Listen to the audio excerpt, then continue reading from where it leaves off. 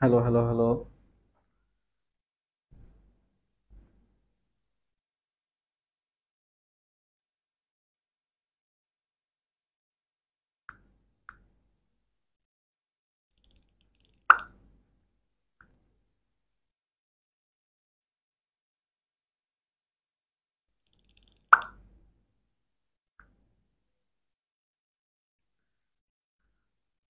আসসালামু আলাইকুম প্রিয় এইচএসসি 24 এবং 25 ব্যাচের শিক্ষার্থীরা, তোমাদের সবাইকে স্বাগত জানাচ্ছি আজকের লাইভে। তো তোমরা সবাই একটু দ্রুত লাইভে যুক্ত হয়ে যাও এবং সবাই একটু ফ্রেন্ডদেরকে মেনশন করে দিও। আমরা খুব শীঘ্রই লাইভটা শুরু করবো আর কি। এবং তোমাদের কারো কোনো কোশ্চেন থাকলে সেটা আমাদেরকে কমেন্ট করে জানাতে পারো আর কি।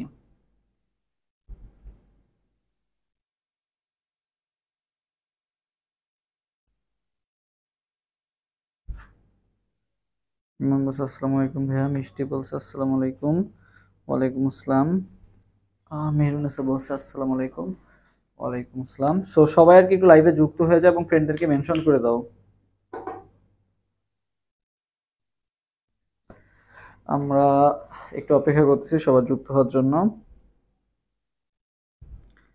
লাইভে আসছিলাম, বাট একটু প্রবলেমের কারণে আবার লাইভে আসতে হলো আর কি, কেটে গেছিল লাইভটা।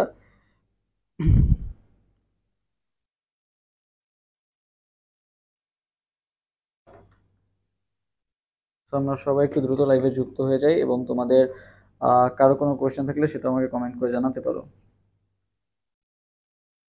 মেহরুন সবার আগে আসছি, ধন্যবাদ মেহরুন থেকে।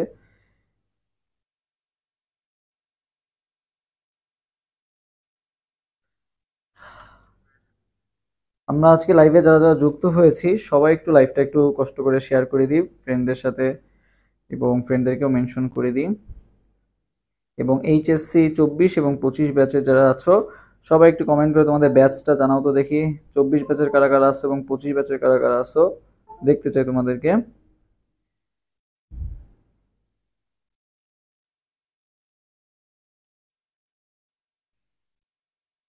সায়েন্স থেকে 3 পয়েন্ট নিয়ে কি জিএসটি তে পরীক্ষা দেওয়া যাবে? হ্যাঁ, ইনশাল্লাহ যাবে, সমস্যা নাই। আজকে কেমিস্ট্রি কোন চ্যাপ্টার পড়বেন? আজকে কেমিস্ট্রি মৌলের পর্যায়বৃত্ত ধর্ম রাসায়নিক বন্ধনের ইম্পর্টেন্ট এমসিকিউ যেগুলো আছে ইনশাল্লাহ সেগুলো সলভ করে দেওয়া হবে। সো প্যারা নিও না, যাদের রেজাল্ট একটু খারাপ হয়েছে আর কি, টেনশনের কোনো কারণ নাই।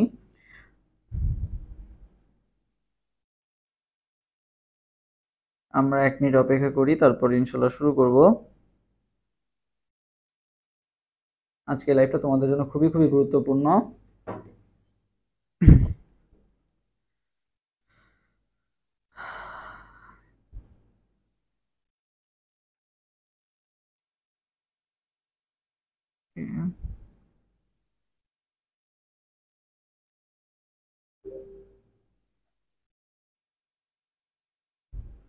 আরো কারো কোনো কোশ্চেন থাকলে জানাতে পারো আমাদেরকে।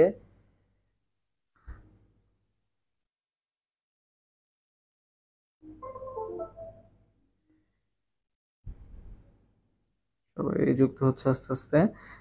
আর 30 সেকেন্ডের মতো অপেক্ষা করব, তারপর ইনশাল্লাহ শুরু করে দিব।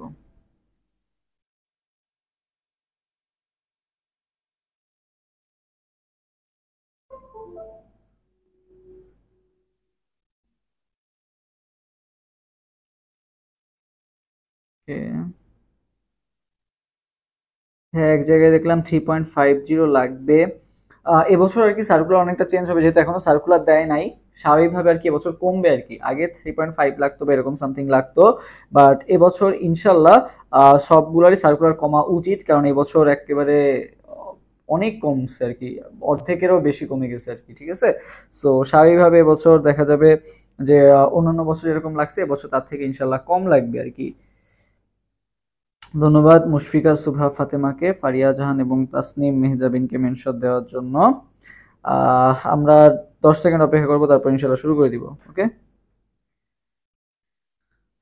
সো বলো তোমাদের কেমন, কার কি রেজাল্ট আসছে আর কি একটু জানাও।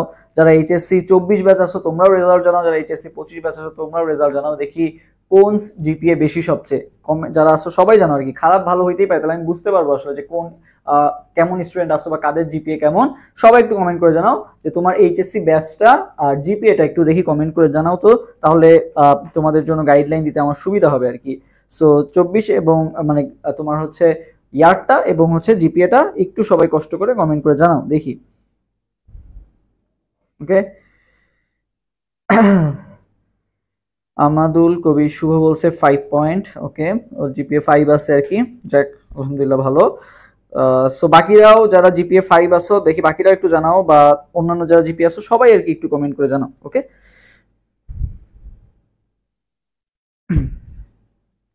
ওকে থ্যাংক ইউ যারা কমেন্ট করতেছো।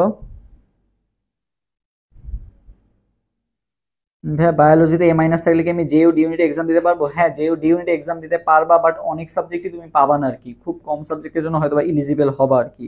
ঠিক আছে এক্সাম দিতে পারবা, বাট ভাইয়া সার্কুলার কবে দিতে পারে? সার্কুলার তো জিএসটিটা একটু পরে দিবে আর কি, জিএসটিটা যেহেতু অনেক পরে আর কি নির্বাচনের পরে, সো এটা আর কি পরে দিবে। আর জাহাঙ্গীরনগর এটা খুব শীঘ্রই দিয়ে দিবে, ঠিক আছে এই 20 তারিখের মধ্যে ইনশাল্লাহ দিয়ে দিবে। এইচএসসি 25 জিপিএ 3.08, ওকে কোনো প্যারা নাই। তুমি আচ্ছা তোমাদের জন্য সাজেশন দিয়ে দিব আর কি কিভাবে প্রিপারেশন নিবা আর কি। আচ্ছা আরো বাকিরাও দেখি জানাও, যে বাকি যারা আরো কতজন 70 জনের মধ্যে যারা যুক্ত আছো সবাই আর কি একটু জানাও। 77 জন, ওকে ফাইন। সো তোমরা আমি কিছু কথা বলবো আর কি, কথাগুলো সবাই একটু মন দিয়ে শোনার চেষ্টা করবা, তাহলে ইনশাল্লাহ কাজে দিবে। ওকে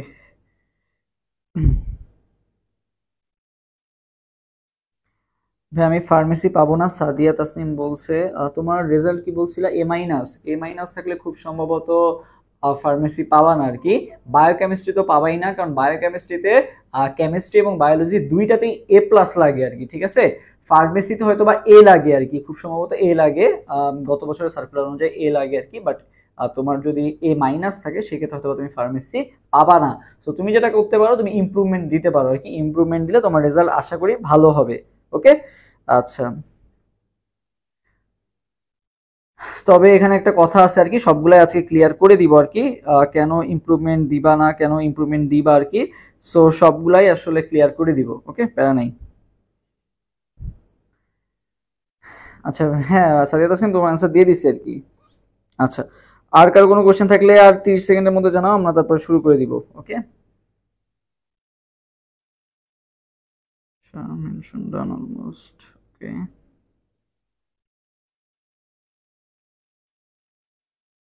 আচ্ছা তন্ময় আহমেদ বলছে এসএসসি 5 এইচএসসি 3.25 এই ইউনিট কি হবে?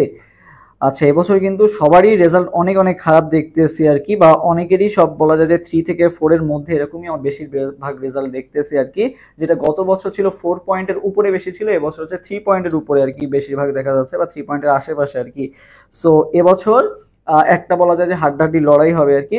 সো তোমাদের সবকিছুই বলতেছি আর কি। ভাইয়া জেইউ এক্সাম কবে হবে?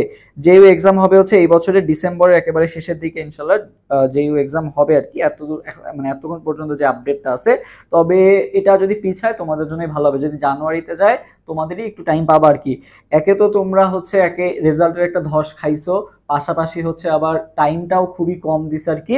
তো সব মিলায় বলা যায় যে আসলে তোমাদের মানে অনেক একটা আনলাকি ব্যাচ, বা আসলে কিছু বলার নাই এখানে। এখানে আসলে এটা তোমাদের আসলে ভাগ্য, কিছু করার নাই। সো আবার একটা ঝামেলা আছে, এইচএসসি 25 ব্যাচ আসলে কত দিক দিয়ে যে ধরা, এটা আসলে আমি তোমাদেরকে এখন ক্লিয়ার করে দিচ্ছি। ওকে ডান দেখো এমডিএ তানজিদ বলছে 24 ব্যাচ, ওকে ঠিক আছে। আচ্ছা দেখো তো দেখো ফার্স্ট অফ অল এবার আসি কথায় আসি। দেখো তো ফার্স্ট অফ অল এইচএসসি 25 ব্যাচে যারা আছো, ঠিক আছে এইচএসসি 25 ব্যাচে যারা আছো, সো ফার্স্ট অফ অল ভাইয়া তোমাদের জিপিএ কম, ঠিক আছে তোমাদের জিপিএ কম একটা মাইনাস পয়েন্ট, ঠিক আছে তোমাদের জিপিএ কম, এটা হচ্ছে তোমাদের একটা মাইনাস পয়েন্ট। ওকে সো ভাই এখন আমার জিপিএ কম হইলে আমরা কি করি? জিপিএ কম হইলে আমরা কি করি? জিপিএ কম হইলে হচ্ছে আমরা তোমার হচ্ছে হয় ইমপ্রুভমেন্ট দিই, না হলে আরো পড়ার মাত্রাটা কি করে দিই বলতো, বাড়াই দিই। এক্ষেত্রে আবার দুইটা সমস্যা আছে, যদি মনে করো তুমি ইমপ্রুভমেন্ট দাও, তুমি পড়ে আসছো শর্ট সিলেবাস, তোমাকে যদি ইমপ্রুভমেন্ট দিতে হয়, ইমপ্রুভমেন্ট দিলে কি করতে হবে বলতো, তুমি যদি ইমপ্রুভমেন্টও দাও তোমাকে দিতে হবে কি ফুল সিলেবাসের ইমপ্রুভমেন্ট দিতে হবে, ঠিক আছে। সো এখানেও কিন্তু তোমার একটা রিস্ক ফ্যাক্টর রয়ে গেছে, ইমপ্রুভমেন্ট দিলেও কি দিতে হবে, ফুল সিলেবাসে ইমপ্রুভমেন্ট দিতে হবে। সো ফার্স্ট অফ অল ভাই তোমার জিপিএ কম, এখন ভাই জিপিএ কম হইলে তো তোমার ঠিক আছে, তো দেখো জিপিএ কম হইলে আবার একটা সমস্যা আছে, যেখানে ভাই সেকেন্ড টাইমাররা আছে বুঝছো, যেখানে আবার সেকেন্ড টাইমাররা আছে, সেকেন্ড টাইমাররা কিন্তু গত বছর 24 ব্যাচ আছে, ওরা কিন্তু আবার অনেক বেশি জিপিএ পাইছে আর কি, ঠিক আছে। সো ওরা কিন্তু এখান থেকে একটা অ্যাডভান্টেজ পেয়ে যাবে। সো তোমাকে কি করতে হবে, যেই সকল ভার্সিটিতে ফার্স্ট টাইমাররা আছে বা ফার্স্ট টাইমার যে সকল ভার্সিটি এক্সাম দেয়, যেমন হচ্ছে ডিউতে এক্সাম দেয় বা হচ্ছে তোমার হচ্ছে ইঞ্জিনিয়ারিং যেগুলো আছে, বাট ইঞ্জিনিয়ারিং এ তো আবার তোমার রেজাল্টের কারণে তুমি দিতে পারবে না। সো ঢাবিকে কিন্তু তোমার অবশ্যই মাথায় রাখতে হবে, এটা তোমার জন্য একটা সেফ জোন। পাশাপাশি ভাই তুমি কি করতে পারো, ডিউর পাশাপাশি তুমি জেইউরও প্রিপারেশন নিতে পারো আর কি, ঠিক আছে। ডিউর পাশাপাশি জেইউরও প্রিপারেশন নিতে পারো, কারণ শুধুমাত্র ডিউ তোমার জন্য কিন্তু এনাফ হবে না, পাশাপাশি জেইউরও প্রিপারেশন নিবা। সো এরপর আবার দেখো আরেকটা যে ঝামেলাটা আছে সেটা হচ্ছে জেইউতে কিন্তু আবার সেকেন্ড টাইমার আছে। সো তোমাকে কিন্তু ওই লেভেলের প্রিপারেশন নিতে হবে। তুমি কিন্তু যদি এই সময়টা এই 2টা মাস যদি এফোর্ট দাও, তুমি কিন্তু সেকেন্ড টাইমারদের সাথে কি করতে পারবা, ফাইট দিতে পারবা। বাট মেডিকেলের কথা যদি চিন্তা করো, মেডিকেলে কিন্তু তোমার হিউজ পরিমাণে একটা মার্কস কাটা যায়, কারণ মেডিকেলে তোমার জিপিএ এর উপরই 100 মার্কস, ঠিক আছে। মেডিকেলে জিপিএ এর উপরই 100 মার্কস। সো যারা মেডিকেলের মানে অ্যাসপিরেন্ট আছো বা যাদের মেডিকেল স্বপ্ন ছিল, আমি বলবো যে তুমি মেডিকেলে কি করবা, যদি 4.5 এর উপর থাকে তোমার, যদি 4.5 এর উপরে থাকে তাহলে তুমি মেডিকেল নিতে পারো। তাও কিন্তু একটু রিস্ক থেকে যায়, কারণ তোমার প্রায় 5 মার্কস কাটা যাচ্ছে, যেখানে সেকেন্ড টাইমারদের মাত্র 3 মার্কস কাটা যায় আর কি। সো তোমার সেকেন্ড টাইমারদের থেকেও কিন্তু বেশি প্রিপারেশন নেওয়া লাগতেছে আর কি। সো এইটা একটা বিষয়। এবং একটা জিনিস দেখলাম যে এবছর কিন্তু জিপিএ 5 পাইছে কতজন, জিপিএ 5 পাইছে প্রায় 69,000 এর মতো পাইছে আর কি জিপিএ 5। বাট জিপিএ 5 পাইছে 69,000, ঠিক আছে। জিপিএ 5 পাইছে হচ্ছে 69K, ওকে। জিপিএ 5 পাইছে 69K, ওকে, আমি ধরে নিলাম জিপিএ 5 পাইছে 69K। তো পাবলিকের সিট আছে কত বলো তো, সবগুলা পাবলিক, সে মনে করো চাঁদপুর বা যেখানে আছে রাঙামাটি সব পাবলিক মিলায়ও সিট আছে মাত্র 50,000, ঠিক আছে। সিট আছে মাত্র 50,000, যে ডেইলি ক্যাম্পাস আজকে নিয়োগ দিছে 50,000 আশেপাশে আর কি সিট আছে। সো দেখো জিপিএ 5 পাওয়ার পরও কিন্তু 19,000 কি করবে না, কোনো সিট পাবে না। 19,000ও বাদ দাও, দেখো এই 19,000 যে সিট পাবে না তার মধ্যে আবার দেখো কি আছে, সেকেন্ড টাইমাররা আছে। তারপর আবার কি আছে, যাদের জিপিএ 4 আছে, যাদের জিপিএ 3.5 আছে, তারাও কি করবে, যেখানে জিপিএ 5 এর মনে করে 1 ঘন্টা পড়বে, জিপিএ যাদের কম আছে তারা কিন্তু 3-4 ঘন্টা বেশি করে পড়বে, তাই না, স্বাভাবিকভাবে। সো তারাও কিন্তু চান্স পাবে। তো দেখা যাচ্ছে যে জিপিএ 5 পেও কিন্তু প্রায় অনেকেই কিন্তু কি পাবে না, সিট পাবে না, ঠিক আছে। জিপিএ 5 পেও কিন্তু অনেকে সিট পাবে না। তাই যারা জিপিএ 5 পে নিশ্চিন্তে বসে আছো, তোমাদেরও কিন্তু নিশ্চিন্তে বসার কোনো সুযোগ নাই। তুমি যদি একটা সিম্পল ক্যালকুলেশন দেখো, 19,000 জিপিএ 5 পাবেই না। তারপর আবার সেকেন্ড টাইমাররা আছে, তারপর আবার যারা জিপিএ 4 পাইছে বা জিপিএ 3 পাইছে বা এর আশেপাশে পাইছে, এরাও কিন্তু অনেক জায়গায় চান্স পাবে। এরকম অহরহ এক্সাম্পল আছে যারা জিপিএ 4 বা জিপিএ 4 এর আশেপাশে বা 3.5 এর উপরে থেকেও কিন্তু পাবলিক ইউনিভার্সিটিতে অনেক ভালো ভালো পজিশন করছে আর কি, ঠিক আছে। সো বুঝতেই পারতেছো যে জিপিএ 5 পাওয়ার পরও 19,000 কি হবে না, কোনো ভার্সিটিতে সিট পাবে না। আর আমি যদি টপ করার কথা বলি তাহলে তো বাদই দিলাম, ওকে। সো জিপিএ 5 পে যারা নিশ্চিন্ত আছো, তোমাদের কিন্তু নিশ্চিন্ত থাকার কোনো সুযোগ নাই, ওকে। সো এইচএসসি 25 ব্যাচ এবং এইচএসসি 24 ব্যাচ তোমরা যারাই আসছো না কেন, এইচএসসি 25 ব্যাচ তোমরা ইমপ্রুভমেন্ট দিতে পারতো, এটা তোমার জন্য অনেক ভালো একটা সুযোগ হইতো। বাট এখন কি হয়ে গেছে বলো তো, এখন হচ্ছে তোমাদের সামনে হচ্ছে আবার 26 ব্যাচের সাথে ফুল সিলেবাস, যেহেতু এখানে তোমরা একটা বড়সড় একটা ধরা খেয়ে যাচ্ছ। সো যেটা করতে হবে তোমাকে, আপাতত তুমি ভালো মতো এক্সাম দাও এবং পাশাপাশি যদি পারো 26 ব্যাচের সাথে ফুল সিলেবাসের প্রিপারেশনটাও শুরু করে দিতে হবে, যদি তোমার রেজাল্ট অনেক খারাপ হয় আর কি, ঠিক আছে। এবং তোমাদের যাদের জিপিএ হচ্ছে 3.5 থেকে 3.5 থেকে 5 পয়েন্টের মধ্যে আছে আর কি, তাদের জন্য মেডিকেল না, তারা হচ্ছে কি করবা, মেইনলি তোমরা হচ্ছে কিসের এক্সাম দিবা, তোমরা হচ্ছে মেইনলি ভার্সিটির প্রিপারেশন নিবা। কিসের প্রিপারেশন নিবা, ভার্সিটি প্রিপারেশন নিবা।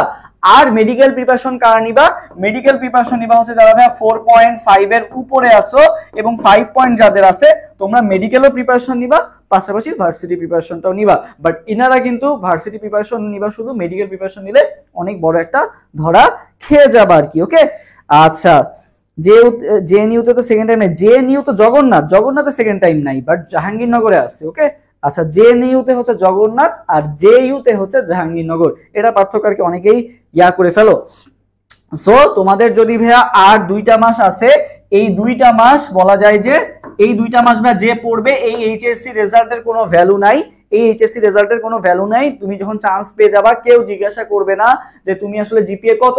তোমাদের যে এক্সাম্পল বলে, আমার যে ব্যাচ, ঠিক আছে, ফার্মেসি 50, মানে আমরা হচ্ছে 50তম আবর্তন, তোমরা হবা কত 55তম ব্যাচ, ঠিক আছে 55তম ব্যাচ। তো আমাদের ফার্মেসিতে যেই ছেলেটা ফার্স্ট হইছে তার কিন্তু কোনো কি ছিল না বলতো, তার কিন্তু জিপিএ 5 ছিল না, তার জিপিএ ছিল হচ্ছে 4.9 ছিল আর কি, ঠিক আছে, তার জিপিএ কি ছিল 4.9, সেও কিন্তু তোমার হচ্ছে জিপিএ 5 পায় নাই আর কি, জিপিএ 5 না পেয়ে কিন্তু সে কি হইছে সেকেন্ড হইছে, বাট ও হচ্ছে ফার্মেসি নিছে, আর যে ফার্স্ট হয়েছিল সে জেনেটিক ইঞ্জিনিয়ারিং নিছিল আর কি। সো ফার্মেসির মধ্যে ফার্স্ট, ঠিক আছে, সো ফার্মেসির মধ্যে ফার্স্ট ও কি হয়েছিল 4.9, ওরও কিন্তু কি ছিল না এ প্লাস ছিল না। সো এরকম অহরহ এক্সাম্পল আছে যারা আসলে জিপিএ 5 না পেয়েও কিন্তু অনেক ভালো ভালো সিট গ্যাদার করছে। সো জিপিএ 5 লাইফের সবকিছু না, তুমি আগামী 2টা মাস কিরকম ইফোর্ট দিচ্ছ সেটাই সবাই জিজ্ঞাসা করবে, কেউ জিজ্ঞাসা করবে না তুমি যখন বাসায় যাবা, কেউ জিজ্ঞাসা করবে না যে তোমার এইচএসসি রেজাল্ট কি বা এসএসসি রেজাল্ট কি, সবাই জিজ্ঞাসা করবে তুমি কোন সাবজেক্টে পড়ো, কোন ডিপার্টমেন্টে পড়ো বা কোন ইউনিভার্সিটিতে পড়ো, এটাই সবাই জিজ্ঞাসা করবে। সো গেম মাত্র শুরু হয়েছে বা তোমার যে যুদ্ধটা মাত্র কেবল শুরু হলো, ঠিক আছে, এখন তোমার কম্পিটিটর কিন্তু আশেপাশে যারা দেখতেছো সবাই তোমার কম্পিটিটর। সো তোমাকে এখন নিজের বেস্টটা দিতে হবে, তো তোমার পরিকল্পনা এখনই নিতে হবে, এখন ভাই ইমোশনালি থিঙ্ক করার সময় না, তোমাকে হচ্ছে ক্যালকুলেটিভ ওয়েতে থিঙ্ক করতে হবে, ঠিক আছে। তুমি মেডিকেল প্রিপারেশন নিবা, মেডিকেল আমার লাগবেই লাগবে, দিন শেষে দেখা যাবে মেডিকেলও পাবা না, ভার্সিটিও পাবা না, কোথাও চান্স পাবা না। সো তোমার যে জিপিএটা আছে সেই ওয়াই স্বপ্ন দেখো, তাহলে কিছুটা হইলেও কি হবে, তোমার যে কষ্টটা আছে সেই কষ্টটা কিছুটা হলেও কমবে যখন তুমি পাবলিকের সামনে চান্স পেয়ে যাবা। বাট দিন শেষে দেখা গেল এইচএসসি তেও জিপিএ মিস করলা, আবার পাবলিকেও চান্স মিস করলা, জাস্ট বিকজ অফ একটা ডিসিশন তুমি ভুল নিছিলে আর কি, ওকে। এবং আরেকটা যেটা তোমাদের সাজেশন দিব, যাদের জিপিএ একটু কম আছে তোমরা বিভাগ পরিবর্তনে একটা প্রিপারেশন নিতে পারো আর কি, ঠিক আছে, বিভাগ পরিবর্তনে কম্পিটিশনটা একটু তুলনামূলক কম হয়। সো বিভাগ পরিবর্তন তোমার এই সায়েন্সের সাবজেক্টগুলো রিকোয়ারমেন্টসও দেখবে না, সো বিভাগ পরিবর্তনও তোমাদের জন্য একটা ভালো অপশন হইতে পারে। সো বিভাগ পরিবর্তনটা নিয়েও কাজ করতে পারো, ওকে। আচ্ছা, সো আশা করি এই যে জিপিএ গুলা যেগুলো বললাম এগুলা নিয়ে তোমরা আজকে থেকে ডিসিশন নিয়ে নাও, আজকে তোমার ডিসিশন নেওয়ার টাইম, এই ডিসিশন আর বদলানো যাবে না, কারণ অলরেডি তোমার টাইম আর বেশি নাই। সো যেইটা ডিসিশন নিবা ভেবে চিন্তে নাও, 1-2 দিন টাইম নাও, দরকার হলে ভাইয়াদের সাথে কথা বলো বা তোমার ফ্যামিলির সাথে কথা বলো, কথা বলে যেই ডিসিশনটা নিবা সেই ডিসিশনের উপরে তোমাকে অটল থাকতে হবে এবং আগামী 2টা মাস সেটার উপরে তোমাকে কাজ করতে হবে আর কি। এবং সেই অনুযায়ী কিন্তু আমরা তোমাকে দিক নির্দেশনা দিব বা আমাদের অ্যাডমিশন ওয়ারিয়র্স পেজ থেকে তোমাদেরকে ফুললি গাইডলাইন দেওয়া হবে আর কি। সো লেগে থাকো আর কি অ্যাডমিশন ওয়ারিয়র্স এর সাথে, ইনশাল্লাহ আমরা যেভাবে চান্স পাইছি সেভাবেই তোমাদেরকে চান্স পাবো আর কি, ওকে।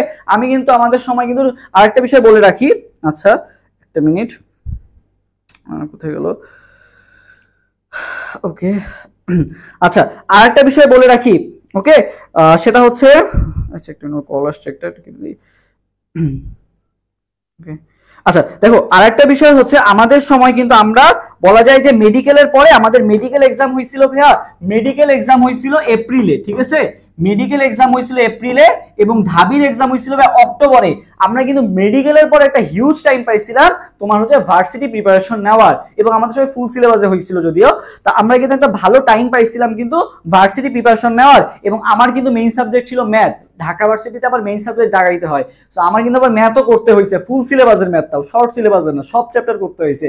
তো সেখান থেকে আমি কিন্তু এই 6 মাসে বা 5 মাসের প্রিপারেশন নিয়ে কিন্তু আলহামদুলিল্লাহ ঢাকা ভার্সিটিতে কিন্তু আমার কিন্তু চান্স হয়েছিল আর কি, ওকে। পাশাপাশি কিন্তু পরবর্তীতে জাহাঙ্গীরনগর বিশ্ববিদ্যালয়ে কিন্তু চান্স হয়েছে, তবে জাহাঙ্গীরনগরের পজিশন আমার যেহেতু আগে ছিল এটাইতেই আর কি আসা বা ফার্মেসিতে আসা আর কি। তো যেটা বললাম আর কি আমাদের সময় কিন্তু আমরা টাইম পাইছিলাম প্রিপারেশন নেওয়ার ভার্সিটি মেডিকেলের পরে, বাট তোমাদের কিন্তু ওই টাইমটা নাই, ঠিক আছে। সো তোমাকে এখনই ডিসিশন নিতে হবে যে আসলে তুমি কোনটা নিতে চাও। তোমার এখনই যারা মেডিকেল প্রিপারেশন নিচ্ছ তারাও চাইলে ব্যাকআপ হিসেবে ভার্সিটি এখন নিয়ে রাখো, কারণ মেডিকেলের পর তুমি ভার্সিটি প্রিপারেশন নেওয়ার সময় পাবা না। সো আশা করি বিষয়গুলো যেগুলো বললাম এগুলো একটু মাথায় রাখো, তাহলে ইনশাল্লাহ ভালো করতে পারবা, ঠিক আছে। সো চলো আমরা এবার একটু ক্লাসে যাই, অনেক গাইডলাইন হইলো আর কি। সো তোমরা এবার আমাকে একটু কোশ্চেনগুলো অ্যান্সার দিয়ে দিবা। সো 1 নাম্বার কোশ্চেন আমাকে যেটা বলা হয়েছে, 1 নাম্বার কোশ্চেনটা বলা হয়েছে বেজোড় ইলেকট্রন সংখ্যার কোন ক্রমটি সঠিক। সো বলো 1 নাম্বার কোশ্চেনের অ্যান্সার সবাই একটু দ্রুত দিয়ে দাও। 1 নাম্বার কোশ্চেনের অ্যান্সার সবাই একটু দ্রুত দিয়ে দাও আমাকে। 1 নাম্বার কোশ্চেনটা বলা হয়েছে যে বেজোড় ইলেকট্রন সংখ্যার কোন ক্রমটি সঠিক। কোশ্চেন আশা করি দেখা যাচ্ছে আমার মাথার কারণে হয়তো বা আচ্ছা মাঝখানে দেয় তাহলে হয়তো তোমরা ভালো দেখতে পারবে, হ্যাঁ দুই পাশে দেখা যাচ্ছে। বলো বলো দ্রুত অ্যান্সার দিয়ে দাও তোমরা।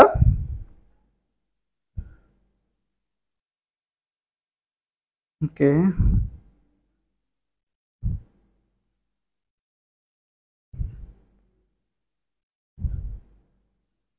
একের অ্যান্সার এখনো আসে নাই, ওকে।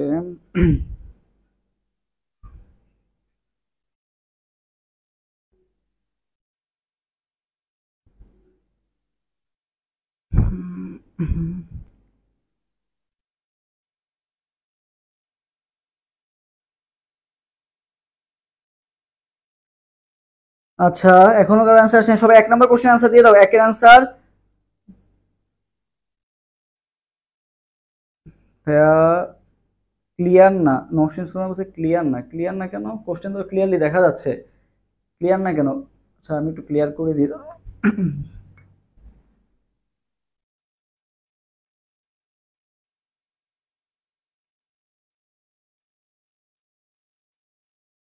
ওকে, হ্যাঁ আপনার ডিউতে পজিশন কথা, ডিউতে পজিশন আমার 2000 আশেপাশে ছিল আর কি, কারণ আমার ম্যাথ দেখাইতে হয়েছিল, ফিজিক্স কেমিস্ট্রি বায়োলজিতে আমার অনেক ভালো মার্কস ছিল। ফিজিক্সে আমার 15টার মধ্যে এমসিকিউর মধ্যে 13টা হয়েছিল, কেমিস্ট্রি হচ্ছে 14টা হয়েছিল, আর বায়োলজি হচ্ছে 12টা হয়েছিল আর কি। বাট ম্যাথে যে হচ্ছে আমি ধরা খেয়ে গেছিলাম, ম্যাথ আসলে পারতাম, বাট ম্যাথ আসলে মেডিকেল প্রিপারেশন ছিল, আসলে ক্যালকুলেশনের যে ঝামেলা হয়ে গেছিল। সো ম্যাথে দেখা গেছে 15টার মধ্যে আমি 9টা করতে পারছিলাম আর কি, বেশি করতে পারি না আর কি। সো 9টা কারেক্ট করতে পারছিলাম আর কি, টোটাল 11টা দাগাইছিলাম আর কি। সো 11টার মধ্যে 9টা হয়েছিল আর কি। সো ম্যাথে হচ্ছে আমি একটু মানে ইয়া খেয়ে গেছিলাম আর কি, ধরা খেয়ে গেছিলাম। তারপর আলহামদুলিল্লাহ যদি বাংলা ইংলিশ দাগাইতাম হয়তো আরো ভালো পজিশন করতে পারতাম আর কি, বাট ম্যাথ দাগানোতে একটু প্যারা হয়ে গেছিল। ওকে,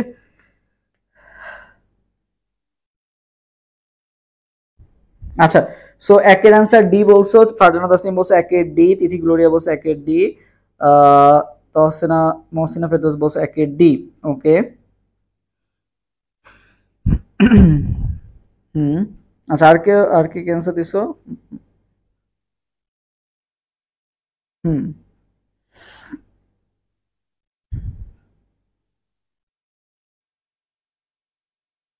ওকে, আচ্ছা দেখি আমরা এবার একটু কোশ্চেনটা সলভ করি। দেখো বেজোড় ইলেকট্রন সংখ্যা কি কি আছে আমার, ম্যাঙ্গানিজ আছে। আচ্ছা এখানে হচ্ছে কলমটা নিয়ে, ওকে দেখো হলুদ কালি দিয়ে করি, সবুজ।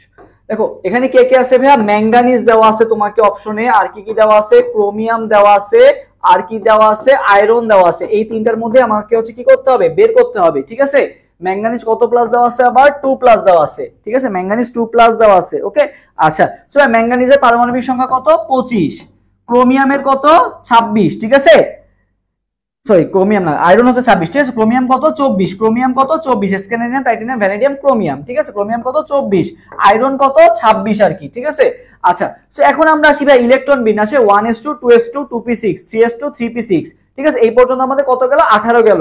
এখন আমাদের কাজ হবে 18 পরের টুকু নিয়ে কাজ করা। তো আমাদের 18 পরের টুকু নিয়ে আমরা একটু কাজ করি, 4s2 দি আর 3d কত দিব, 4s2 মানে কত, 20 হইলো।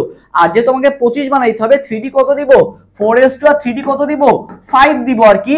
একইভাবে আমরা একটু আগে সিম্পল ইলেকট্রন বিন্যাসটা করে নিই।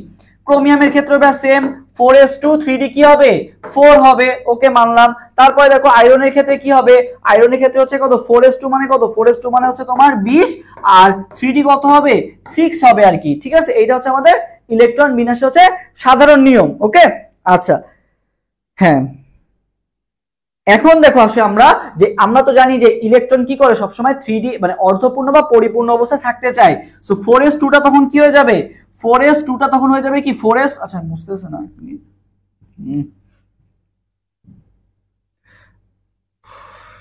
আচ্ছা মুছে গেল। আচ্ছা আমরা এখানে দেখি, আচ্ছা দেখো ম্যাঙ্গানিজ ছিল কি 2 প্লাস, আচ্ছা ক্রোমিয়াম ছিল 3 প্লাস, আর একটা কি ছিল, ম্যাঙ্গানিজ 2 প্লাস, ক্রোমিয়াম 3 প্লাস, আর আয়রন ছিল 2 প্লাস, ঠিক আছে। আয়রন হচ্ছে 2 প্লাস। আমরা একটু আরেকবার একটু করি।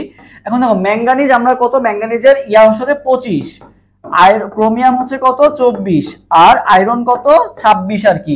সো আমরা একটু ইলেকট্রন বিন্যাস করে দেখি।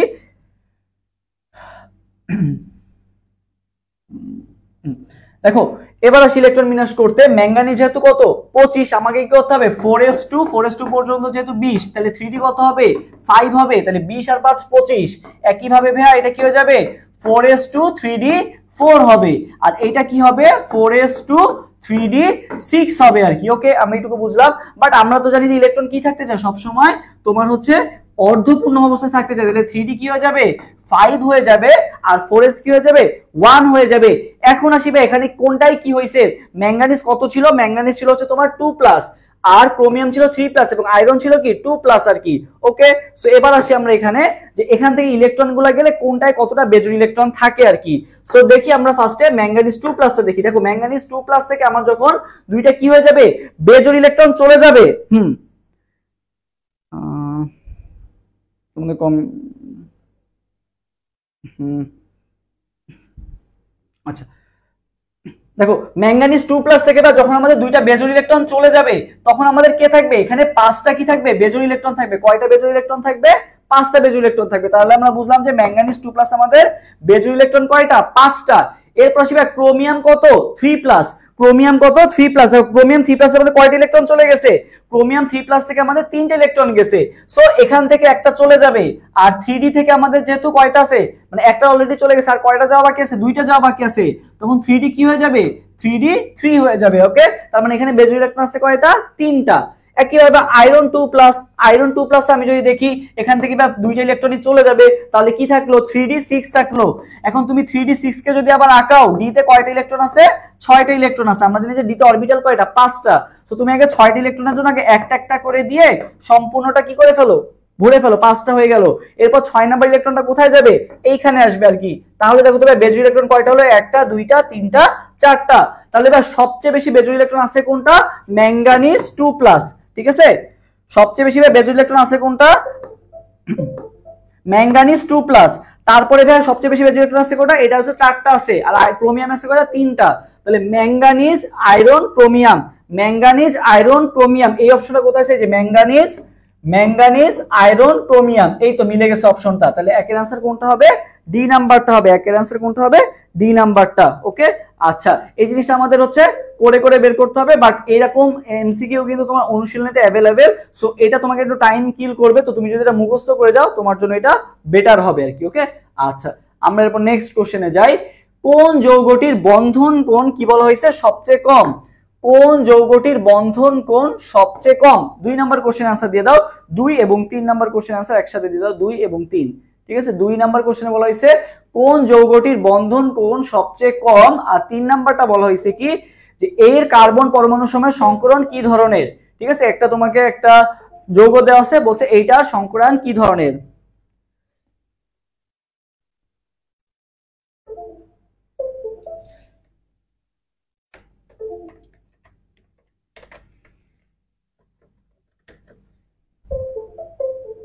ওকে,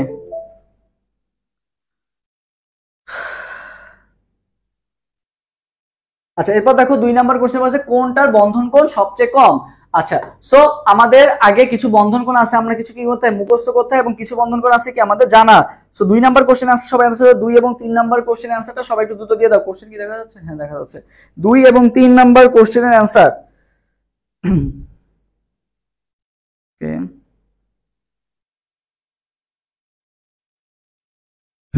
আচ্ছা সো দেখো ফার্স্ট অফ অল ভাই আমাদের এইগুলো সবগুলা তুমি যদি সংকরণ বের করো, যদি সংকরণ বের করো সবগুলারই সংকরণ পাবা কি? sp3। সবগুলারই সংকরণ কি? sp3 সংকরণ। সবগুলাই কি সংকরণ বিদ্যমান? sp3 সংকরণ বিদ্যমান।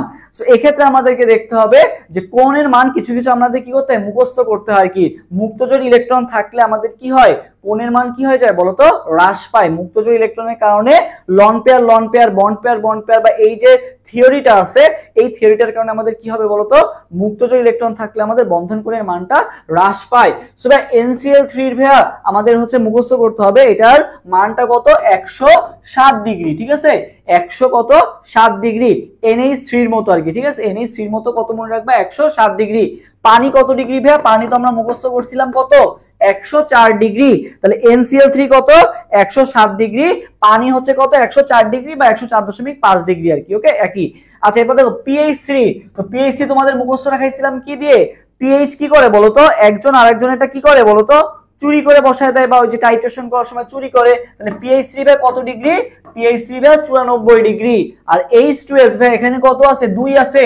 2 তে মনে রাখবা ভাই 2 মানে 92 ডিগ্রি। H2S ভাই কত ডিগ্রি? 92 ডিগ্রি। তাহলে ভাই অ্যানসার কোনটা হবে? অ্যানসার হবে ভাই 2 এর অ্যানসার হবে ডি নাম্বারটা। 2 এর অ্যানসার ভাই কোনটা হবে? ডি হবে। 2 এর অ্যানসার ডি। ওকে, 3 নাম্বার। 3 নাম্বার বলা হয়েছে এই কার্বন পরমাণু সমূহে সংকর আয়ন কি ধরনের? সংকরণটা কি ধরনের দেখো এইখানে দেখো ভাই আমরা জানি যে এখানে একটা জিনিস মনে রাখবা যে যাদের মধ্যে ভাই একটা বন্ড আছে একের ক্ষেত্রে কি হয় 3 আর 3 এর ক্ষেত্রে কি হয় 1 কিভাবে ভাই এটার মানে কি আমি তোমাদেরকে বুঝাই দিই দেখো দেখো জৈব যৌগের ক্ষেত্রে ভাই সংকরণ কি কি হইতে পারে দেখো এক বন্ড আছে ডাবল বন্ড আছে আর একটা কি বন্ড আছে বলো তো তিনটা বন্ড আছে আর কি ওকে আচ্ছা সো আমাদের এক্ষেত্রে যেটা মনে রাখতে হবে যে আমাদের কি কি ধরনের সংকরণ হইতে পারে জৈব যৌগের ক্ষেত্রে ভাই একটা হইতে পারে sp সংকরণ একটা হচ্ছে sp2 সংকরণ আর একটা হচ্ছে কি বলতো sp3 সংকরণ তো আমরা যেটা মনে রাখবো একের ক্ষেত্রে 3 আর 3 এর ক্ষেত্রে কি 1 সো ভাই এখানে যেহেতু 1 আছে মানে একটা বন্ড আছে তাহলে এর ক্ষেত্রে সংকরণটা কি হবে উল্টা মানে 3 হবে আর কি তাহলে কি হবে sp3 আর 3 এর বন্ড তিনটা বন্ড যেটা আছে সেটার ক্ষেত্রে কি হবে 1 হবে তার মানে কি হবে sp1 আর 2 এর ক্ষেত্রে তো ভাই 2 তার মানে দেখো কি আসছে sp2 তার মানে দেখো 1 2 3 আর এখানে কি আসছে 3 2 1 মানে উল্টাটা আসতেছে আর কি সো এটা যদি হয়ে থাকে ভাই এখানে দেখো তো এই যে এই কার্বনটার সাথে কিসের মাধ্যমে যুক্ত ডাবল বন্ডের মাধ্যমে যুক্ত তার মানে ভাই দুইটাই কি sp2 সংকরিত এখন ভাই এই কার্বন আর এই কার্বন তো ভাই একটা বন্ডের মাধ্যমে যুক্ত আছে বাট দেখো এই কার্বনটা কিন্তু আবার ওই পাশে কিন্তু ডাবল বন্ডের সাথে যুক্ত আছে তার মানে এটাও কিন্তু sp2 সংকরিত সো তুমি যদি ফাইন্ড আউট করো দেখো সবগুলা কার্বনই কি আমার sp2 সংকরিত sp2 বাদে আর কিন্তু কোনো সংকরণ নাই তাহলে 3 এর आंसर কোনটা হবে 3 এর आंसर হবে সি নাম্বারটা 3 এর आंसर হবে কোনটা হবে সি নাম্বারটা ওকে আচ্ছা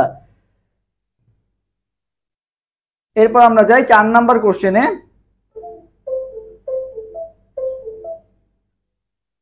দেখো 4 নাম্বার কি কোশ্চেনে কি বলেছে নিচের কোন যৌগে সর্বাপেক্ষা শক্তিশালী হাইড্রোজেন বন্ধন রয়েছে সর্বাপেক্ষা শক্তিশালী হাইড্রোজেন বন্ধন কোথায় আছে এটা একটু কমেন্ট করে জানাও তো এরপর সবাই 4 নাম্বার কোশ্চেনের आंसर দিয়ে দাও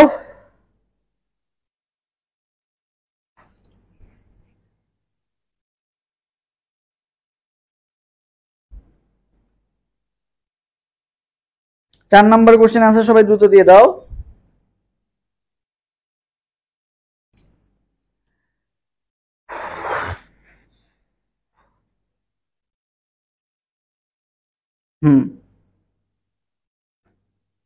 তো দেখো ভাইয়া মনে রাখবা যার তড়িৎ ঋণাত্মকতার মান বেশি তার হাইড্রোজেন বন্ধন কি হবে বলতো বেশি শক্তিশালী হবে আর কি তো দেখো আমরা জানি যে ফ্লোরিনের তোমার তড়িৎ ঋণাত্মকতার মান কত ভাইয়া ফ্লোরিন হচ্ছে 4 ঠিক আছে ফ্লোরিন 4 F তে ফ্লোরিন F তে 4 ফ্লোরিন 4 ওকে আচ্ছা অক্সিজেন কত ভাইয়া অক্সিজেন কত 3.5 অক্সিজেনকে বলা হয় কি দ্বিতীয় অধিক তড়িৎ ঋণাত্মক মৌল বলা হয় ঠিক আছে আর নাইট্রোজেন কত ভাইয়া নাইট্রোজেন কত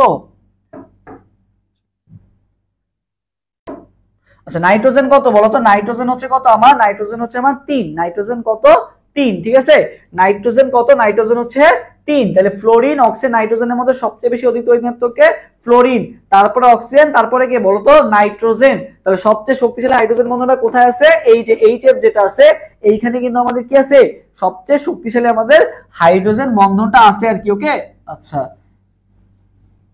তাহলে দেখো আমাদের নাইট্রোজেনের ক্ষেত্রে আমরা কত পড়লাম নাইট্রোজেনের ক্ষেত্রে আমাদের হচ্ছে 3 ওকে তাহলে ফ্লোরিন অক্সিজেন এবং নাইট্রোজেনের মধ্যে সবচেয়ে বেশি কার ফ্লোরিন তাহলে এইচএফ হবে তাহলে आंसर কোনটা হবে 4 এর आंसर হবে সি নাম্বারটা 5 নাম্বার গ্রাফাইটে কোন ধরনের সংকরণ বিদ্যমান 5 নাম্বারটা কি বলা হয়েছে গ্রাফাইটে কোন ধরনের সংকরণ বিদ্যমান তো ভাই মনে রাখবা গ্রাফাইট আমাদের ফাইট করতে গেলে ভাই কি লাগে বলতো দুইটা হাত লাগে অথবা কি লাগে দুইটা পা লাগে সো দুই এর সাথে সম্পর্কিত ফাইটটা তাহলে গ্রাফাইট কি হবে sp2 গ্রাফাইট কি হবে ভাইয়া sp2 সংকরিত গ্রাফাইট কি হবে ভাইয়া sp2 সংকরিত বিদ্যমান আর কি এখানে ওকে আচ্ছা আচ্ছা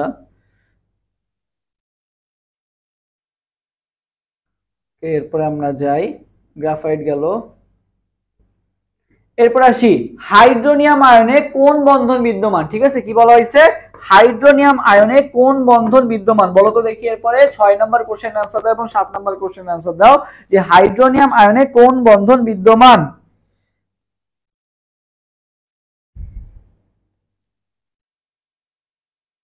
ওকে 6 নম্বর কোশ্চেন आंसर দাও 6 आंसर দ্রুত সবাই দিয়ে দাও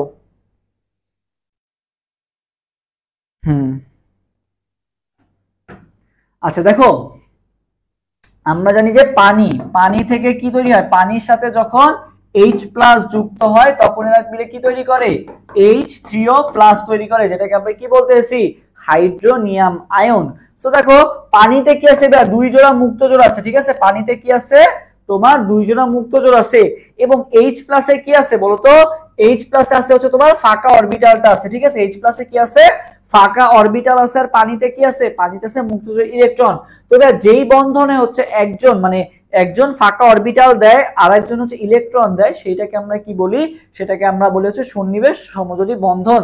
সো পানি যেটা গঠিত হয়েছিল, এটা গঠিত হয়েছিল সমযোজী বন্ধনের মাধ্যমে, এবং এইটা থেকে যখন হাইড্রোনিয়াম আয়ন গঠিত হলো তখন সেটা কিসের মাধ্যমে হলো, সন্নিবেশ বন্ধনের মাধ্যমে। তাহলে এখানে সমযোজী বন্ধনও আছে, সন্নিবেশ বন্ধনও আছে। তাহলে অ্যান্সার কোনটা হবে, 6 এর অ্যান্সার হবে সি নাম্বারটা, সমযোজী ও সন্নিবেশ দুই ধরনের বন্ধনই কি এখানে বিদ্যমান। এরপরে বলা হয়েছে নিচের কোনটি সবচেয়ে ছোট আয়ন, ঠিক আছে, কি বলা হয়েছে, নিচের কোনটি সবচেয়ে ছোট আয়ন। এরপরে সবাই 7 নাম্বার কোশ্চেন আনসার দিয়ে দাও, 7 নাম্বার কোশ্চেন আনসার সবাই একটু দ্রুত দিয়ে দাও।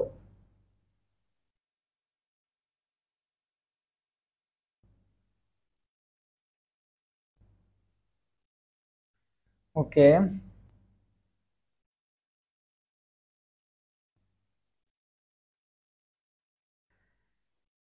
আচ্ছা দেখো 7 নাম্বার কোশ্চেনে বলা হয়েছে নিচের কোনটি সবচেয়ে ছোট আয়ন।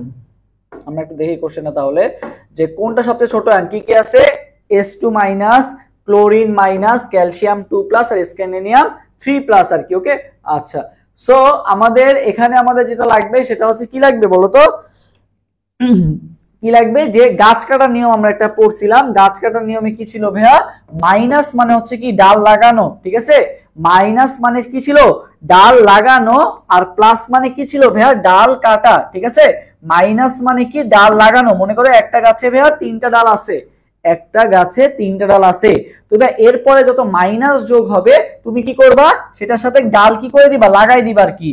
সো দেখো এখানে S2 মাইনাস বলছে কোনটা ছোট আয়ন, তার মানে কি তোমার এখানে ডাল লাগাইতে হবে নাকি ডাল কাটতে হবে, কাটতে হবে। সো প্লাস মানে কি ডাল কাটাই, যে প্লাস মানে কি যে ক্রস, ঠিক আছে, প্লাস, আর মাইনাস মানে কি যে একটা লাগাচ্ছ, এই যে একটা ডাল নিয়ে তুমি লাগাই দিচ্ছ আর কি। ওকে, সো দেখো কোনটি সবচেয়ে ছোট মানে যেটা তুমি কাটছো বেশি, সো দেখো এইটাতেও মাইনাস আছে মানে তুমি লাগাইছো, এটাতেও মাইনাস আছে মানে তুমি লাগাইছো, সো কাটছো কোনটা, এখানে বা তুমি 3টা ডাল কাটছো আর এখানে বা তুমি 2টা ডাল কাটছো, ঠিক আছে, সো দেখ কোনটা সবচেয়ে ছোট হবে, যেটা আমি বেশি কাটছি। তাহলে 7 এর आंसर কোনটা হবে, 7 এর आंसर হবে ভাই সি নাম্বারটা। ওকে, সো ডাল কাটার নিয়ম কি সবার মনে আছে, যদি মনে থাকে তাহলে সবাই একটু কমেন্ট করো যে ক্লিয়ার, যদি মনে থাকে তাহলে সবাই একটু কমেন্ট করো কি ক্লিয়ার। ওকে, ডাল কাটার নিয়মটা সবার মনে আছে নাকি একটু কমেন্ট করে জানাও।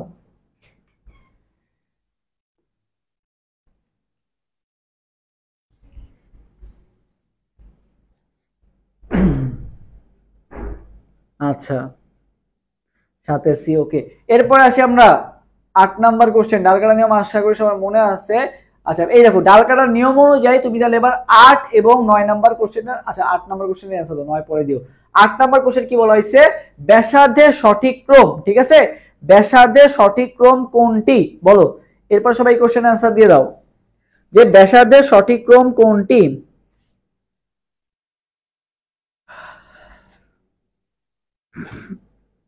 দিদি গ্লোরিয়া বলছে ক্লিয়ার, মুশফিক ইসলাম বলছে মনে আছে, আচ্ছা নওশাদ ইসলাম বলছে ক্লিয়ার, ফারজানা তাসনিম বলছে ক্লিয়ার।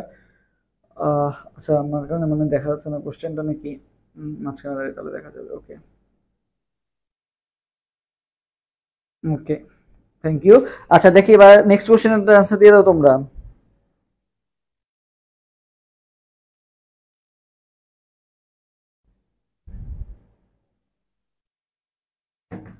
দেখো 8 নাম্বার কোশ্চেন এবং 9 নাম্বার কোশ্চেন আনসার সবাই দ্রুত দিয়ে দাও। ওকে,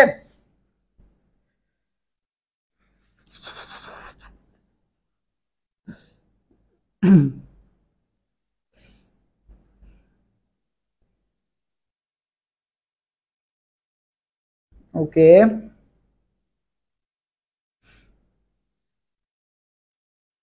সরছি সরছি। আচ্ছা দেখো এখন দেখো দেখো দেখো, আচ্ছা তোমরা হচ্ছে 8 এর অ্যান্সারটা দাও আগে, তারপর 9 এর অ্যান্সারটা দিও।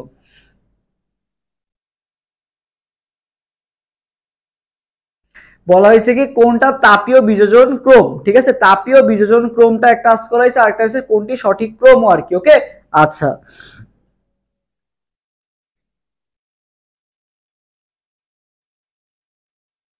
ওকে,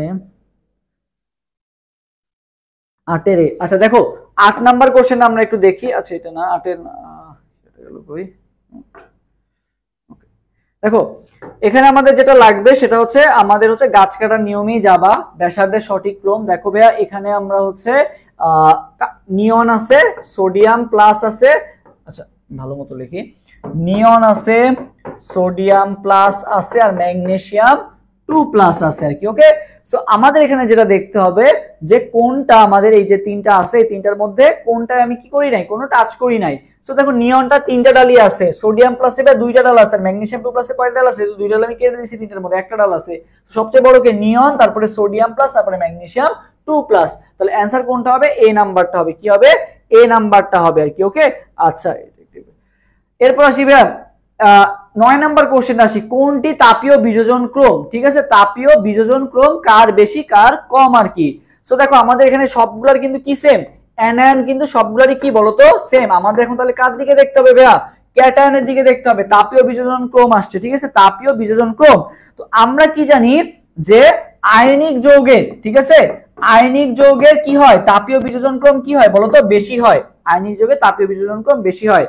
সো আমরা জানি যে পোলারায়ন, পোলারায়ন জিনিসটা এখানে লাগবে। পোলারায়ন মানে কি, আয়নিক যৌগের সমযোজী বৈশিষ্ট্য বাড়া, আয়নিক যৌগের সমযোজী বৈশিষ্ট্য বাড়া। পোলারায়ন মানে কি ভাইয়া, পোলারায়ন, পোলারায়ন বাড়া মানে কি, যে সমযোজী বৈশিষ্ট্য বাড়া। আমার তাহলে কি করতে হবে, আয়নিক বৈশিষ্ট্য বাড়াইতে হবে। তার মানে কি হবে, আমার পোলারায়ন কমাইতে হবে। পোলারায়ন মানে কি, আয়নিক যৌগের সমযোজী বৈশিষ্ট্য। তার মানে পোলারায়ন যদি আমি কমাই তাহলে কি হবে, সমযোজী বৈশিষ্ট্য কমবে, আয়নিক বৈশিষ্ট্য কি হবে বলতো, বাড়বে। আয়নিক বৈশিষ্ট্য কি হবে, বাড়বে আর কি। ঠিক আছে, পোলারায়ন কমলে আয়নিক বৈশিষ্ট্য কি হবে, বাড়বে। সো আমাকে এখন দেখতে হবে যে ভাই আয়নিক মানে পোলারায়ন কমার কারণ কি কি। সো আমরা জানি যে ক্যাটায়নের আকার কি হলে, ক্যাটায়নের আকার ছোট হলে এবং অ্যানায়নের আকার বড় হলে আমাদের কি হয়, পোলারায়ন বাড়ে। সো আমাকে তখন পোলারায়ন কমাইতে হবে। তাহলে ক্যাটায়নের আকার আমার কি করতে হবে বলতো, ক্যাটায়নের আকার হচ্ছে আমার বাড়াইতে হবে, এবং অ্যানায়নের আকার কি করতে হবে, আমার ছোট করতে হবে। ঠিক আছে, ক্যাটায়নের আকার কি করতে হবে, বাড়াইতে হবে, এবং অ্যানায়নের আকার কি করতে হবে, ছোট হইতে হবে। তাহলে কি হবে, আমার পোলারায়ন কি হবে, বাড়বে আর কি। সো আমরা যদি একটু দেখি যে আমাদের এখানে কি করতে হবে, পোলারায়ন আমাকে কি করতে হচ্ছে, কমাতে হচ্ছে, তাই না? তাহলে পোলারায়ন কমাইতে হলে আমার এই জিনিসগুলো উল্টা হইতে হবে। সো আমাকে দেখো অ্যানায়ন কিন্তু সবগুলাতে কি আছে, সেম আছে, সবগুলাতে কার্বনেট আছে। সো আমাকে এখন ফাইন্ড আউট করতে হবে যে কোথায় হচ্ছে আমার এই যে পজিটিভটা বাড়ছে, তার মানে সেখানে কি হবে, আমার পোলারায়নটা কমছে আর কি। সো দেখো তো ভাইয়া, তুমি যদি একটু আকার দেখো যে এখানে ক্যাটায়ন গুলো দেওয়া আছে। সো ক্যাটায়ন আমাদের এখানে গ্রুপ 2 এর সিরিয়াল দেওয়া আছে, বিরিয়ানি, মোগলাই, কাবাব, স্বর্ণের বাটিতে রাখো। সো দেখো বিরিয়ানি, মোগলাই, কাবাব, স্বর্ণের বাটিতে রাখো আর কি। ঠিক আছে, বিরিয়ানি, মোগলাই, কাবাব, স্বর্ণের বাটিতে রাখো। তো সেটা যদি হয় তাহলে আমাদের এখানে অ্যান্সার কোনটা হবে, তাহলে বলো 9 অ্যান্সার তাহলে কোনটা হবে। হ্যাঁ, তো দেখো আমাদের এখানে দেখো, দেখো বিরিয়ানি, মোগলাই, কাবাব, স্বর্ণের বাটিতে রাখো। তাহলে অ্যান্সার কোনটা হবে বলতো, সি নাম্বারটা। অ্যান্সার কোনটা হবে, সি। ঠিক আছে, কোনটা হবে, সি হবে। বিরিয়ানি, মোগলাই, কাবাব, স্বর্ণের বাটিতে রাখো। হ্যাঁ ঠিক আছে, তাহলে অ্যান্সার কোনটা হবে বলতো, অ্যান্সার হবে আমার সি নাম্বারটা। ওকে আচ্ছা, এরপর আসি ভাইয়া 10 নম্বর কোশ্চেনটা, নিম্নের কোন মৌলের আয়নীকরণ শক্তি সবচেয়ে বেশি। এরপর সবাই এই কোশ্চেন অ্যান্সার দিয়ে দাও।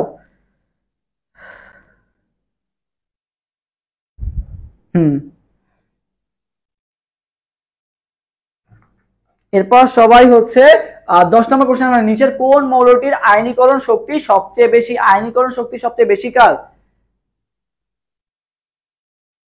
10 নম্বর কোশ্চেন আনসার দিয়ে দাও। কে কে আছে, সোডিয়াম, পটাশিয়াম, রুবিডিয়াম, আর কি আছে বলতো, সিজিয়াম আছে।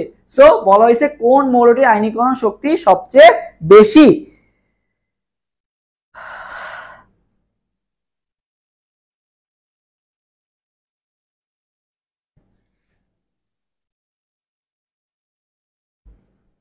সবার পরে হচ্ছে আমার 10 এবং 11 নম্বর কোশ্চেন আনসার দিয়ে দাও, একই সাথে দিও 10 এবং 11।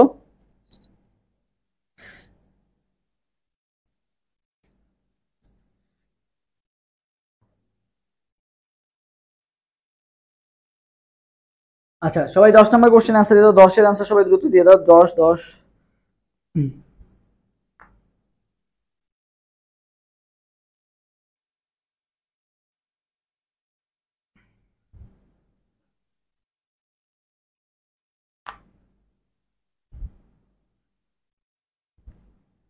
10-এ ডি বলছে ইমন। আচ্ছা দেখি কোন মৌলটির আয়নীকরণ শক্তি সবচেয়ে বেশি। সো এক্ষেত্রে আমাদের মনে রাখতে হবে আধা বিক্ষেপ। তবে আধা বিক্ষেপ কি হয়, আধা বিক্ষেপ আমাদের যেটা মনে রাখতে হবে, আমরা জানি যে আকার বাম থেকে ডানে গেলে আকার কি হয়, হ্রাস পায়, এবং ওপর থেকে নিচে গেলে আকার কি হয় বলতো, বৃদ্ধি পায়। বাম থেকে ডানে গেলে ভাই আকার হ্রাস পায় এবং ওপর থেকে নিচে গেলে আকার বৃদ্ধি পায়। তো ভাই আকারের সাথে সাথে আরো কিছু ধর্ম আছে যেগুলো কি হয়, হ্রাস এবং বৃদ্ধি পায়। তো সেই ধর্মগুলো কি কি আমরা যেটা মনে রাখবো সেটা হচ্ছে আধা বিক্ষেপ। তো সবাই আমার সাথে সাথে কমেন্ট করো কি, আধা বিক্ষেপ। ঠিক আছে, আধা বিক্ষেপ আর কি, আধা বিক্ষেপ। তবে আধা বিক্ষেপে কি হলো, আতে আকার, আতে আকার, ধাতে ধাতব ধর্ম, বিতে বিজারণ ক্ষমতার, ক্ষীয়তে কি ক্ষারকীয় ধর্ম, আকার ধাতব ধর্ম, বিজারণ ক্ষমতার কি ক্ষারকীয় ধর্ম। সবাই একটু কমেন্ট করো আধা বিক্ষেপ, আকার ধাতব ধর্ম, বিজারণ ক্ষমতার, ক্ষারকীয় ধর্ম। সো আমাদের এই ধর্মগুলোও কি হবে, বাম থেকে ডানে গেলে হ্রাস পাবে এবং ওপর থেকে নিচে গেলে এই ধর্মগুলোও কি হবে বলতো, বৃদ্ধি পাবে। বাকি যেসব ধর্ম আছে সবগুলা কি হবে, এর উল্টা হবে। যেমন তড়িৎ ঋণাত্মকতা, ইলেকট্রন আসক্তি, আয়নীকরণ শক্তি যা যা আছে সব কি হবে, এর উল্টা। মানে কি বাম থেকে ডানে গেলে ওই সকল ধর্মগুলা বৃদ্ধি পাবে এবং ওপর থেকে নিচে গেলে ওই সকল ধর্মগুলা কি হবে, তাহলে হ্রাস পাবে আর কি। সো আয়নীকরণ শক্তি কি বলা হয়েছে, সবচেয়ে বেশি বলা হয়েছে। ঠিক আছে, সো এটা কি আধা বিক্ষেপের মধ্যে আছে, নাই। তো দেখো এখানে কি সম্পর্ক দেওয়া আছে, এই যে লিনা কেরুবি সাইজ করে ফ্রান্সে, তার মানে এটা কিসের সম্পর্ক দেওয়া আছে, তোমার গ্রুপ ওয়াইজ সম্পর্ক দেওয়া আছে। এই যে আমি যদি একটু সিরিয়াল ওয়াইজ লিখি, সোডিয়াম, পটাশিয়াম, রুবিডিয়াম আর সিজিয়াম আর কি। সো উপর থেকে নিচে গেলে এখন আমাকে বলা হয়েছে আয়নীকরণ শক্তি সবচেয়ে বেশি কার। তো আমি তো জানি যে ওপর থেকে নিচে গেলে আধা বিক্ষেপ বাড়ে, তার মানে আয়নীকরণ শক্তি কি হয় বলতো, কমে। আধা বিক্ষেপ যেহেতু বাড়ে তার মানে আয়নীকরণ শক্তি কি হয়, কমে। তো সবচেয়ে বেশি আয়নীকরণ শক্তি কার থাকবে, যে যত উপরে থাকবে। তো সবচেয়ে উপরে কি আছে, সোডিয়াম আছে। তাহলে অ্যানসার কোনটা হবে, অ্যানসার তাহলে কোনটা হবে, 10 অ্যানসার তাহলে কোনটা হবে, এ হবে। তাহলে 10 অ্যানসার কোনটা হবে, এ হবে। ঠিক আছে, অনেকে ডি বলছিলাম, ডি হবে না। ঠিক আছে, 10 অ্যানসার কোনটা হবে, এ হবে, ভুল করা যাবে না এগুলা। এরপর আসি ভাই, বেনজিনে কয়টা সিগমা বন্ধন আছে বলতো, বেনজিনে কয়টা সিগমা বন্ধন আছে, বেনজিনে কয়টা সিগমা বন্ধন আছে, বেনজিনে কয়টা সিগমা বন্ধন আছে। ঠিক আছে, C6H6। ঠিক আছে, C6H6। তো বেনজিনে কিন্তু আমাদের টোটাল কয়টা সিগমা বন্ধন আছে বলতো, 12টা। কয়টা, 12টা। ঠিক আছে, বেনজিনে কয়টা সিগমা বন্ধন আছে ভাইয়া, 12টা সিগমা বন্ধন আছে। ওকে, বেনজিনে তুমি যদি স্ট্রাকচার আঁকাও দেখবা যে এই যে কার্বন কার্বন যে কানেক্টেড আছে। ঠিক আছে, কার্বন কার্বন কানেক্টেড আছে, আবার কিন্তু কার্বন কার সাথে কানেক্টেড আছে, হাইড্রোজেনের সাথে কি আছে বলতো, কানেক্টেড আছে। তুমি যদি কাউন্ট করো তাহলে দেখবা কয়টা আছে, টোটাল 12টা সিগমা বন্ধন আছে। ওকে, সো সিগমা বন্ধন সংখ্যা বের করবা যে C6H6। ওকে, তাহলে কয়টা আছে, 12টা আছে। হ্যাঁ 12টা। ওকে, আচ্ছা 11 आंसर সি হবে। আচ্ছা এরপর আসি 12, H3O+ আয়নের মধ্যে নিঃসঙ্গ ইলেকট্রন জোড়ের সংখ্যা কয়টা,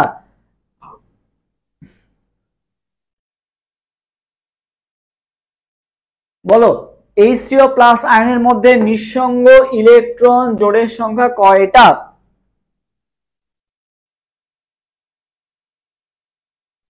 আচ্ছা দেখো H3O+ আয়ন, ঠিক আছে, কোন আয়ন, H3O+। হ্যাঁ H3O+। দেখো হাইড্রোজেনে ভাই কয়টা ছিল মুক্তজোড় ইলেকট্রন, দুইটা ছিল মুক্তজোড়, তাই না। আমরা জানি হাইড্রোজেনে কয়টা মুক্তজোড় ছিল, দুইটা মুক্তজোড় ছিল। তুমি যদি স্ট্রাকচার দেখো তাও বুঝতে পারবে যে অক্সিজেনে কয়টা ইলেকট্রন আছে, শেষ কক্ষপথে 2, মানে অক্সিজেনে তো 8, তাহলে 2 6, শেষ কক্ষপথে কয়টা ইলেকট্রন আছে ভাই, 6টা। সো এর মধ্যে ভাই 6টার মধ্যে 2টা হচ্ছে কি আর সাথে যুক্ত হয়, হাইড্রোজেনের সাথে যুক্ত হয়, তাহলে বাকি থাকলো কয়টা, 4টা।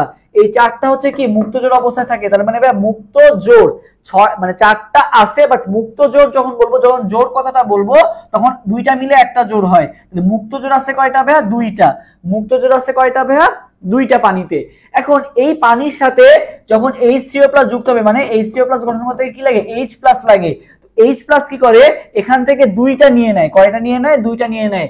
আর 2টা কিন্তু থেকে যায়, তার মানে মুক্ত জোড় কয়টা আছে, মুক্ত জোড়, মুক্ত ইলেকট্রন বলে নাই। ঠিক আছে, মুক্ত এই যে জোড় কথাটা আছে, যদি বলতে পারে ইলেকট্রন সংখ্যা কয়টা, মুক্ত ইলেকট্রন সংখ্যা কয়টা, তাহলে বলতো 2টা। বাট যখন বলছে যে মুক্ত ইলেকট্রন জোড় কয়টা আছে, তাহলে বলবো কয়টা আছে, H3O+ এর একটা। H3O+ এর কয়টা আছে, একটা আছে। ঠিক আছে, তাহলে 12 এর आंसर কোনটা হবে, এ হবে।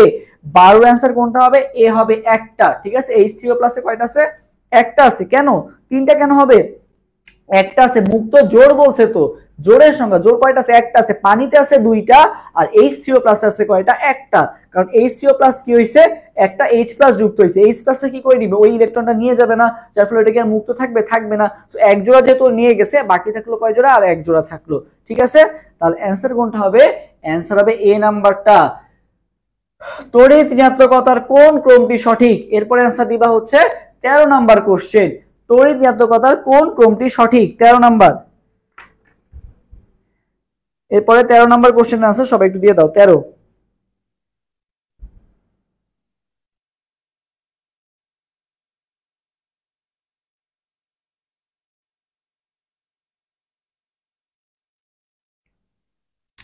এরপর সবাই দ্রুত 13 নাম্বার কোশ্চেনের আনসার দ্রুত দিয়ে দাও।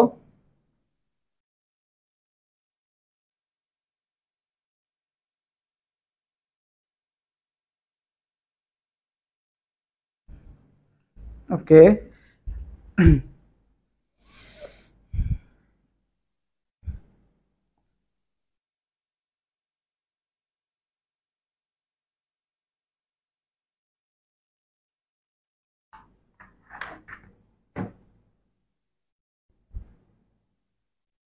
তেরো অ্যান্সার বি বলছে। লাকি আফরোজ, ফাজলান নাসিম সবাই বেশিরভাগই সবাই বি বলতেছে। Okay fine.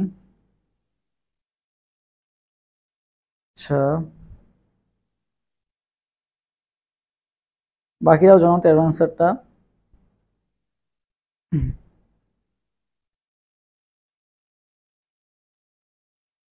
হুম, আচ্ছা দেখো 13 নম্বর তড়িৎ ঋণাত্মকতা। সো এটা হবে আধা বিক্ষেপ। তো এটা কি সম্পর্ক দেওয়া আছে? দেখো এটা গ্রুপ 1 দেওয়া আছে আর কি। সো গ্রুপ 1টা একটু লিখে ফেলো।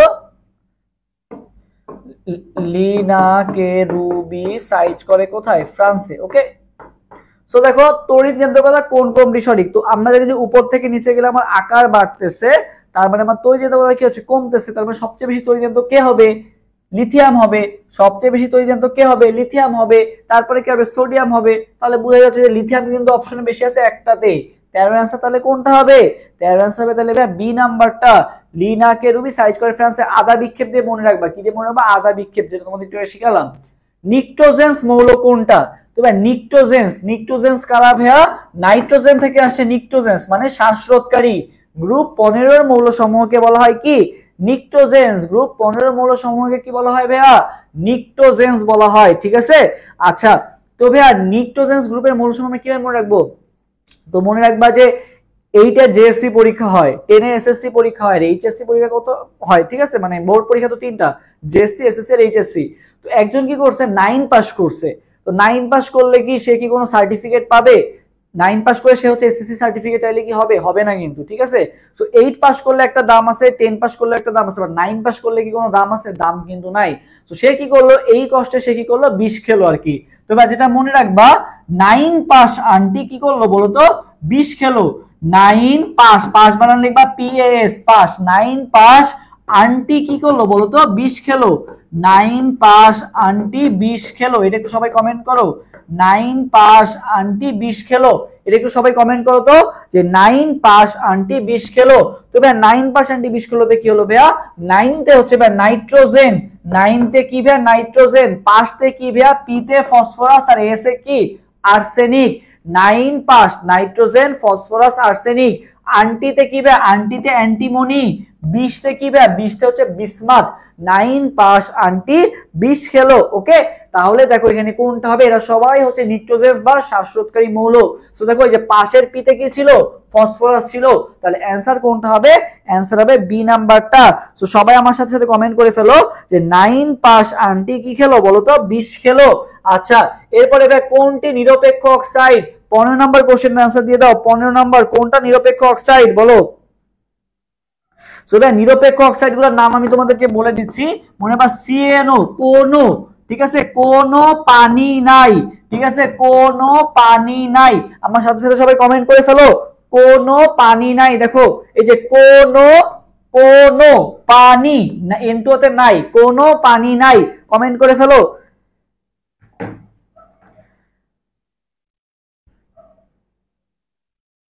আচ্ছা লেখো কোনো পানি নাই। দেখো কোনো পানি নাই, কোনো পানি নাই, এটা কি হলো ভাই? কোনো পানি নাই। কোনো পানি নাইতে কি হলো কার্বন মনোক্সাইড, তারপরে কি হলো NO H2O N2O, এরা সবাই কি নিরপেক্ষ অক্সাইড, কোনো পানি নাই। এরপর সবাই এটা কমেন্ট করবা কোনো পানি নাই। আচ্ছা তাহলে দেখো নিরপেক্ষ অক্সাইড কোনটা, এই যে CO2 কিন্তু না, CO থাকলে ওই তো Na2O না, SO2O না, এই যে কোনোর NO আছে। তাহলে 15 এর অ্যান্সার কোনটা হবে ভাইয়া? 15 এর অ্যান্সার হবে A নাম্বারটা। আচ্ছা 16 sp2 সংকরণের উদাহরণ এবং হ্যালোজেনের ইলেকট্রনীয় কাঠামো বর্ণনা করো। ওকে 16 নাম্বারটা বলো। কোনো পাই নাই, লাকি আফরোজ অলরেডি কমেন্ট করে ফেলছে, থ্যাংক ইউ। আচ্ছা এরপরে বাকিরাও জানো এরপরেরটা।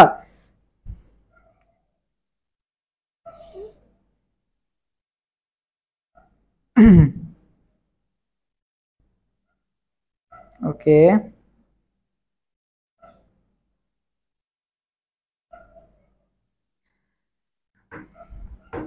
আচ্ছা দেখো এরপরে কি বলা হয়েছে, sp2 সংকরণের উদাহরণ তোমাকে জানতে চাইছে। সো আমরা তো একটু আগে বললাম যে যেটা আমাদের ডাবল বন্ড আছে সেটাই কি sp2 সংকরণে বিদ্যমান।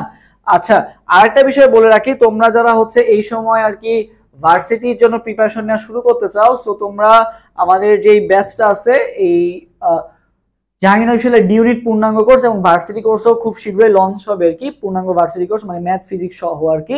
সো এটা হচ্ছে mainly D unit dedicated course. So যারা ভর্তি হতে চাও দ্রুত ভর্তি হয়ে যাও। আমাদের ভর্তির জন্য অ্যাডমিশন পেজ অথবা আমাদের যে হোয়াটসঅ্যাপ নাম্বারটা আছে এই হোয়াটসঅ্যাপ নাম্বারটায় মেসেজ দিলেই হবে আর কি। ওকে এই যে হোয়াটসঅ্যাপ নাম্বারটা আছে 0643142477, এইটা অথবা অ্যাডমিশন পেজে মেসেজ দিলেই হবে আর কি। আচ্ছা sp2 সংকরায়নের উদাহরণ, sp2 সংকরায়নের উদাহরণ আমাদেরকে আস্ক করা হয়েছে। সো এটার आंसर সবাই দ্রুত দিয়ে দাও। দেখো sp2 মানে কি, যেটার মধ্যে ডাবল বন্ড আছে। তো তুমি যদি একটু মাথা খাটায় চিন্তা করো, এই যে মিথেন, মিথেনের মধ্যে কোনো ডাবল বন্ডই নাই, অ্যামোনিয়ার মধ্যে কোনো ডাবল বন্ড নাই, CCl4 এর মধ্যেও কিন্তু কোনো ডাবল বন্ড নাই। আছে কার মধ্যে বা ইথিলিন মানে কি ইথিন, ইথিনের মধ্যে কি আছে আমার ডাবল বন্ডটা আছে, ইথিনের মধ্যে আমার কি আছে ডাবল বন্ড আছে। যে ইথিনের স্ট্রাকচার তুমি যদি আঁকাও, এই যে ইথিনের স্ট্রাকচার, ঠিক আছে, ইথিনের মধ্যে কিন্তু ডাবল বন্ড আছে। আমরা কি জানি sp2 সংকরণ মানে কি ডাবল বন্ড, তাই না? sp2 সংকরণ মানে কি ডাবল বন্ড। তাহলে অ্যানসার কোনটা হবে? 16 অ্যানসার হবে এ নাম্বারটা। হ্যালোজেন মৌলগুলোর ইলেকট্রনীয় কাঠামো, হ্যালোজেন, হ্যালোজেন ভাই কত নাম্বার গ্রুপের মৌল? গ্রুপ 17 এর মৌল। তার মানে লাস্টে কত থাকবে?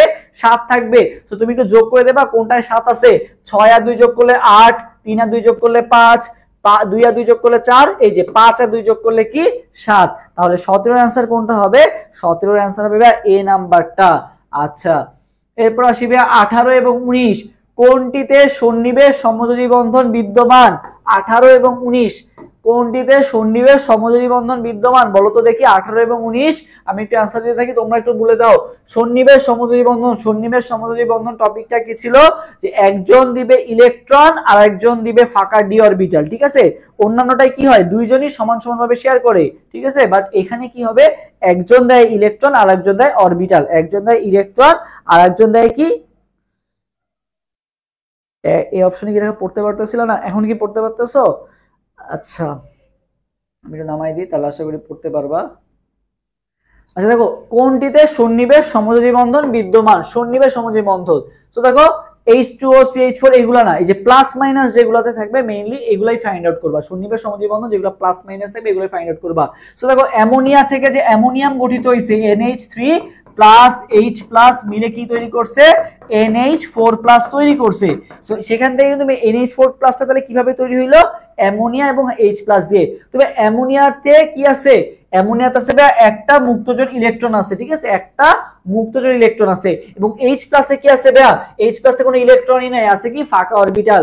সো একজন দিছে মুক্তজোড় ইলেকট্রনটা আর একজন দিছে তার ফাঁকা অরবিটালটা, দুইজনে মিলে তৈরি করছে কি NH4 প্লাসটা তৈরি করছে। তাহলে এখানে যে বন্ধনটা হইছে এটার নাম হচ্ছে সন্নিবেশ সমযোজী বন্ধন। তাহলে 18 আনসার কোনটা হবে? বি হবে। আচ্ছা 19 নিচের কোনটি এস ব্লক মৌল? তো এস ব্লক মৌল কারা? গ্রুপ 1 এবং গ্রুপ 2 এর মৌলগুলোকে আমরা কি বলি বলো তো? এস ব্লক মৌল বলি। গ্রুপ 1 এবং গ্রুপ 2 এর মৌল সমূহকে আমরা কি বলি? এস ব্লক মৌল। সো গ্রুপ 1 এ কারা আছে দেখো তো, এই যে তোমার হাইড্রোজেন হিলিয়াম এরা আছে, পাশাপাশি হচ্ছে ওইগুলা আছে আর কি, ঠিক আছে। তো দেখো এই যে হিলিয়াম আছে, এখানে কি আছে? হিলিয়াম। ইলেকট্রন বিন্যাস যদি করো 1s2, হিলিয়ামের ইলেকট্রন বিন্যাস শেষ। সো হিলিয়ামে কি আছে? এস ব্লক মৌল আর কি, বাকিগুলা কিন্তু কেউ এস ব্লক মৌল না। ওকে আচ্ছা এরপর আসি আমরা 20 নাম্বার কোনটি উপধাতু? 20 নাম্বার কি বলা হয়েছে? কোনটা উপধাতু? আর একটু জুম করব। আচ্ছা ঠিক আছে, আর একটু জুম করতেছি। দেখো এবার ক্লিয়ার দেখা যাচ্ছে? আচ্ছা একটু জুম করে দিছি।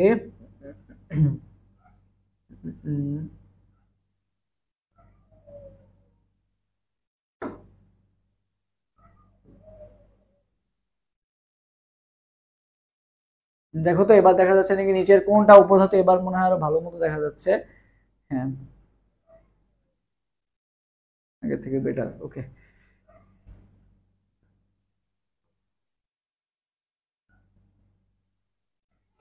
দেখো কোন মৌলটি উপধাতু? উপধাতুগুলো মনে রাখার ট্রিক্স কি? উপধাতুগুলো মনে রাখার ট্রিক্স কি? উপধাতুগুলো আমরা মনে রাখবো হচ্ছে জিবিআই। আমার সাথে সাথে সবাই একটু কমেন্ট করে ফেলো। জিবিআই আসতেছি, আসতেছিটা হচ্ছে একটু এভাবে লিখবা, জিবিআই আসতেছি। ঠিক আছে, জিবিআই আসতেছি কিভাবে বলো তো? সাবধানে। সাবধানে মানে কি? সাবধানে আমরা ইংলিশে লিখবো, বাংলায় না লিখে ইংলিশে লিখবো। এই যে এসবি তে সংক্ষেপে, মেসেঞ্জারে আমরা চ্যাট করার সময় সংক্ষেপে লিখি না, এরকম আর কি সংক্ষেপে লিখবা। ঠিক আছে, জিবিআই আসতেছি সাবধানে, এটা একটু সবাই কমেন্ট করে ফেলো। তো ভাই জি বে আসতেছি, জিতে জিতে ভাই কি? জিতে যা জার্মেনিয়াম, জিতে কি জার্মেনিয়াম, বিআইতে কি ভাই? বিআইতে হচ্ছে ভাই বোরন, বিআইতে হচ্ছে কি ভাই? বোরন। তাহলে জার্মেনিয়াম, বোরন। আসতেছি আর্সেনিক, টেলুরিয়াম, সিলিকন। ঠিক আছে, জি বে আসতেছি আমরা জানি উপধাতু কয়টা? 6টা। তো 5টা হইলো, আরেকটাকে এসবি মানে কি? অ্যান্টিমনি। তাহলে দেখো এগুলো সবগুলাই কিন্তু আমাদের চলে আসতেছে কোথায়?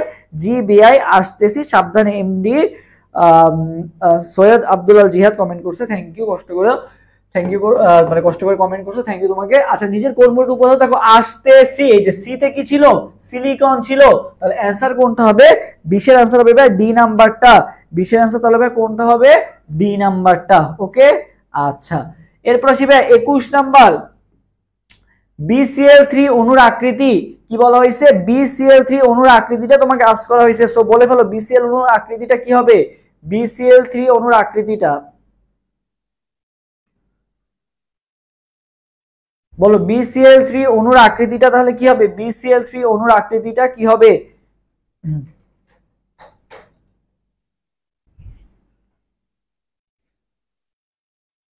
এবার আশা করি ক্লিয়ার দেখতে পাচ্ছ।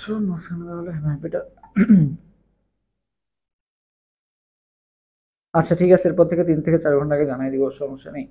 আচ্ছা এটা থেকে তোমাদের মেইন যুদ্ধ শুরু, সো জানাই দিব। আচ্ছা আসো, যেটা বলতেছিলাম BCl3 অণুর আকৃতি কেমন? তো ভাই এখানে কি করতে হবে? তোমাকে সংকরায়ন করতে হবে। সংকরায়নের ফর্মুলা কি ভাই? H = ½ V + X - C + A। Okay, so এখানে কেন্দ্রীয় পরমাণু কি ভাই? বোরন। বোরনের পারমাণবিক সংখ্যা কত ভাই? 5। তাহলে ইলেকট্রন বিন্যাস করলে কি হবে? 2 3, তাই না? 5 এর ইলেকট্রন বিন্যাস করলে কি 2 3। তার মানে সর্বশেষ কক্ষপথে কয়টা ইলেকট্রন আছে? 3টা ইলেকট্রন আছে। তাইলে 3 প্লাস একযোজী পরমাণু কয়টা যুক্ত বোরনের সাথে? একযোজী পরমাণুর সংখ্যা x হচ্ছে কি? একযোজী পরমাণু কয়টা যুক্ত? একযোজী কি? যারা একটা ইলেকট্রন গ্রহণ করে অথবা যারা একটা ইলেকট্রন ত্যাগ করে তাদেরকে আমরা কি বলি? একযোজী। সো ক্লোরিন কি করে? ক্লোরিন শেষ করতে 7টা ইলেকট্রন আছে, সো কি করে? একটা ইলেকট্রন গ্রহণ করে, তার মানে ও তোমার কি হতে চায়? একটা ইলেকট্রন যেহেতু গ্রহণ করে ও স্থিতিশীল হতে চায়, তাহলে ও কি? একযোজী। তাহলে কয়টা আছে ভাই? 3টা আছে, তাহলে 3 হবে আর কি। এখানে ভাই কোনো ক্যাটায়নও নাই, কোনো অ্যানায়নও নাই, যেহেতু এখানে প্লাস মাইনাস কিছু নাই। সো আমাদের ইলেকট্রন বিন্যাস যদি আমরা করি তাহলে কি পাচ্ছি? হাফ ইনটু কত পাচ্ছি? 6 পাচ্ছি। তার মানে কত আসতেছে? 3 আসতেছে। কি আসতেছে? 3 আসতেছে, তাই না? হ্যাঁ, তাহলে দেখো এখানে একজন বলছো ত্রিভুজাকার, আরেকজন বলছো কি? ওকে, 21 থেকে বাকিরা আনসার দাও। হ্যাঁ, তো দেখো একজন বলছো ত্রিকোণাকার পিরামিড, আর একজন বলছো কি? ত্রিভুজ আকৃতি, তাই না? বাট এটার আনসার কোনটা হবে বলতো? ত্রিভুজ আকৃতি। কোনটা হবে? ত্রিভুজ আকৃতি। 3 মানে কি? 3তে ত্রিভুজ আঁকতে গেলে কয়টা বিন্দু লাগে ভাইয়া? 3টা বিন্দু লাগে। ঠিক আছে, তাহলে কি হবে? ত্রিভুজ আকৃতি হবে। কি হবে? ত্রিভুজ আকৃতি। হ্যাঁ, ত্রিভুজ আকৃতি। ওকে, তাহলে অ্যান্সার কোনটা হবে? বি হবে, ত্রিভুজ আকৃতি। কেউ আবার 3 দেখে ত্রিকোণাকার পিরামিড লাগাই দিও না। ঠিক আছে, ত্রিভুজ আকৃতি। ঠিক আছে, ত্রিভুজ আকৃতি। ওকে, আচ্ছা এরপর নিম্নের কোন অণুটি রৈখিক? নিম্নের কোন অণুটি রৈখিক? এখন ভাই রৈখিক কখন হয়? যখন ভাই কি হয়?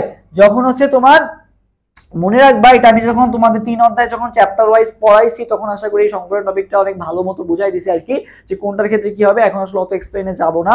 সো দেখো আমি যেটা বলছিলাম যে আমাদের সরল রেখা আঁকতে গেলে ভাই কয়টা বিন্দু লাগে?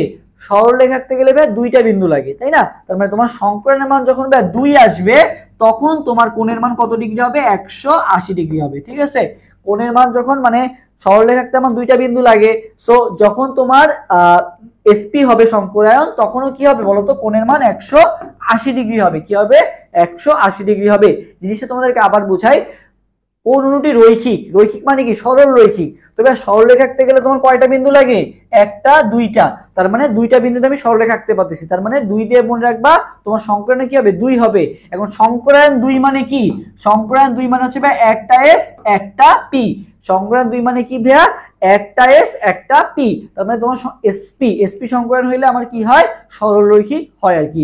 ওকে, আর সরল রৈখিকের কোণের মান কত হয়? যে সেটা সরল রেখা, তাহলে কোণের মান কত ডিগ্রি হবে? 180 ডিগ্রি হবে। সো কোন অনুটি রৈখিক হবে? আমাকে ফাইন্ড আউট করতে হবে কোনটা এসপি সংকরায়ন ঘটছে। সো দেখো তো আমাদের এসপি সংকরায়ন কোনটায় ঘটছে। কার্বন ডাইঅক্সাইড দিয়ে শুরু করি ফার্স্টে।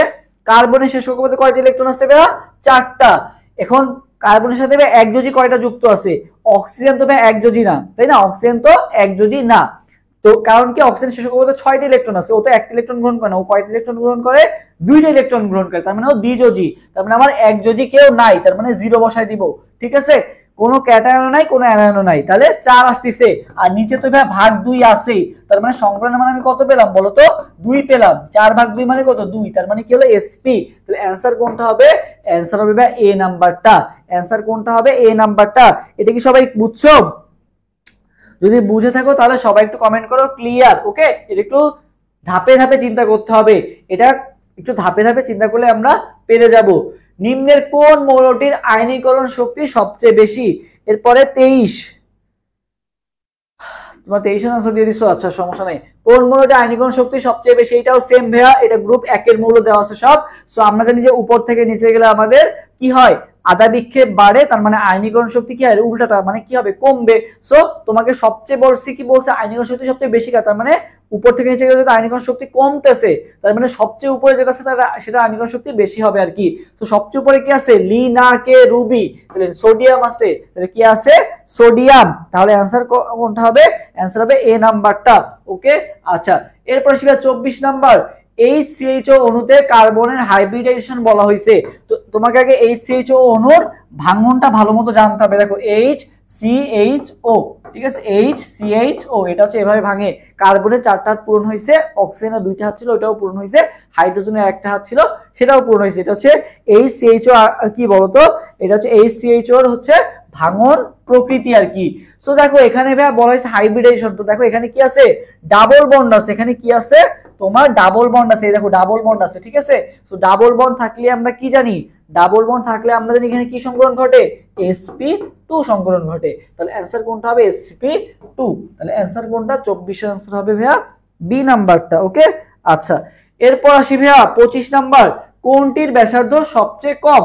একইভাবে সেম গাছ কাটার নিয়ম অনুসরণ করবা। সো দেখো আমরা যদি একটু দেখি গাছ কাটার নিয়মটা যদি আমরা দেখি, সো দেখো এখানে ভাইয়া ফ্লোরিনে কি হয়েছে? একটা লাগাইছি, ওকে ফাইন। এখানে কি হয়েছে বলছে কোনটার ব্যাসার্ধ সবচেয়ে কম, তার মানে আমাকে দেখতে হবে কোনটা আমি বেশি কাটছি। কাটছি মানে কি? যেটা প্লাস সংখ্যা বেশি। সো দেখো এখানে একটা মাইনাস আছে, তার মানে একটা উল্টা লাগাইছি, এখানে কোনো আমি টাচই করি নাই। এখানে আমি একটা কাটছি, এখানে আমি 2টা কাটছি আর কি। তাহলে অ্যানসার কোনটা হবে? 25 এর অ্যানসার হবে ভাইয়া ডি নাম্বারটা। 25 এর অ্যানসার ডি। 25 এর অ্যানসার কোনটা হবে? ডি হবে। ওকে ওকে, আচ্ছা ওকে সবাই 24 আনসার দিচ্ছ, প্যারা নাই। 25 আনসার ডি হবে। আমরা দ্রুত আগাই। 26 নাম্বার কোশ্চেনের আনসার দিয়ে দাও। তোমরা 26 এবং 27 নাম্বার কোশ্চেনের আনসার দিয়ে দাও। 27 দেখা যাচ্ছে? আচ্ছা 27 দেখা যাচ্ছে না মেবি। আচ্ছা এবার দেখা যাচ্ছে। দেখো 26 এবং 27 নাম্বার কোশ্চেনের আনসার দিয়ে দাও।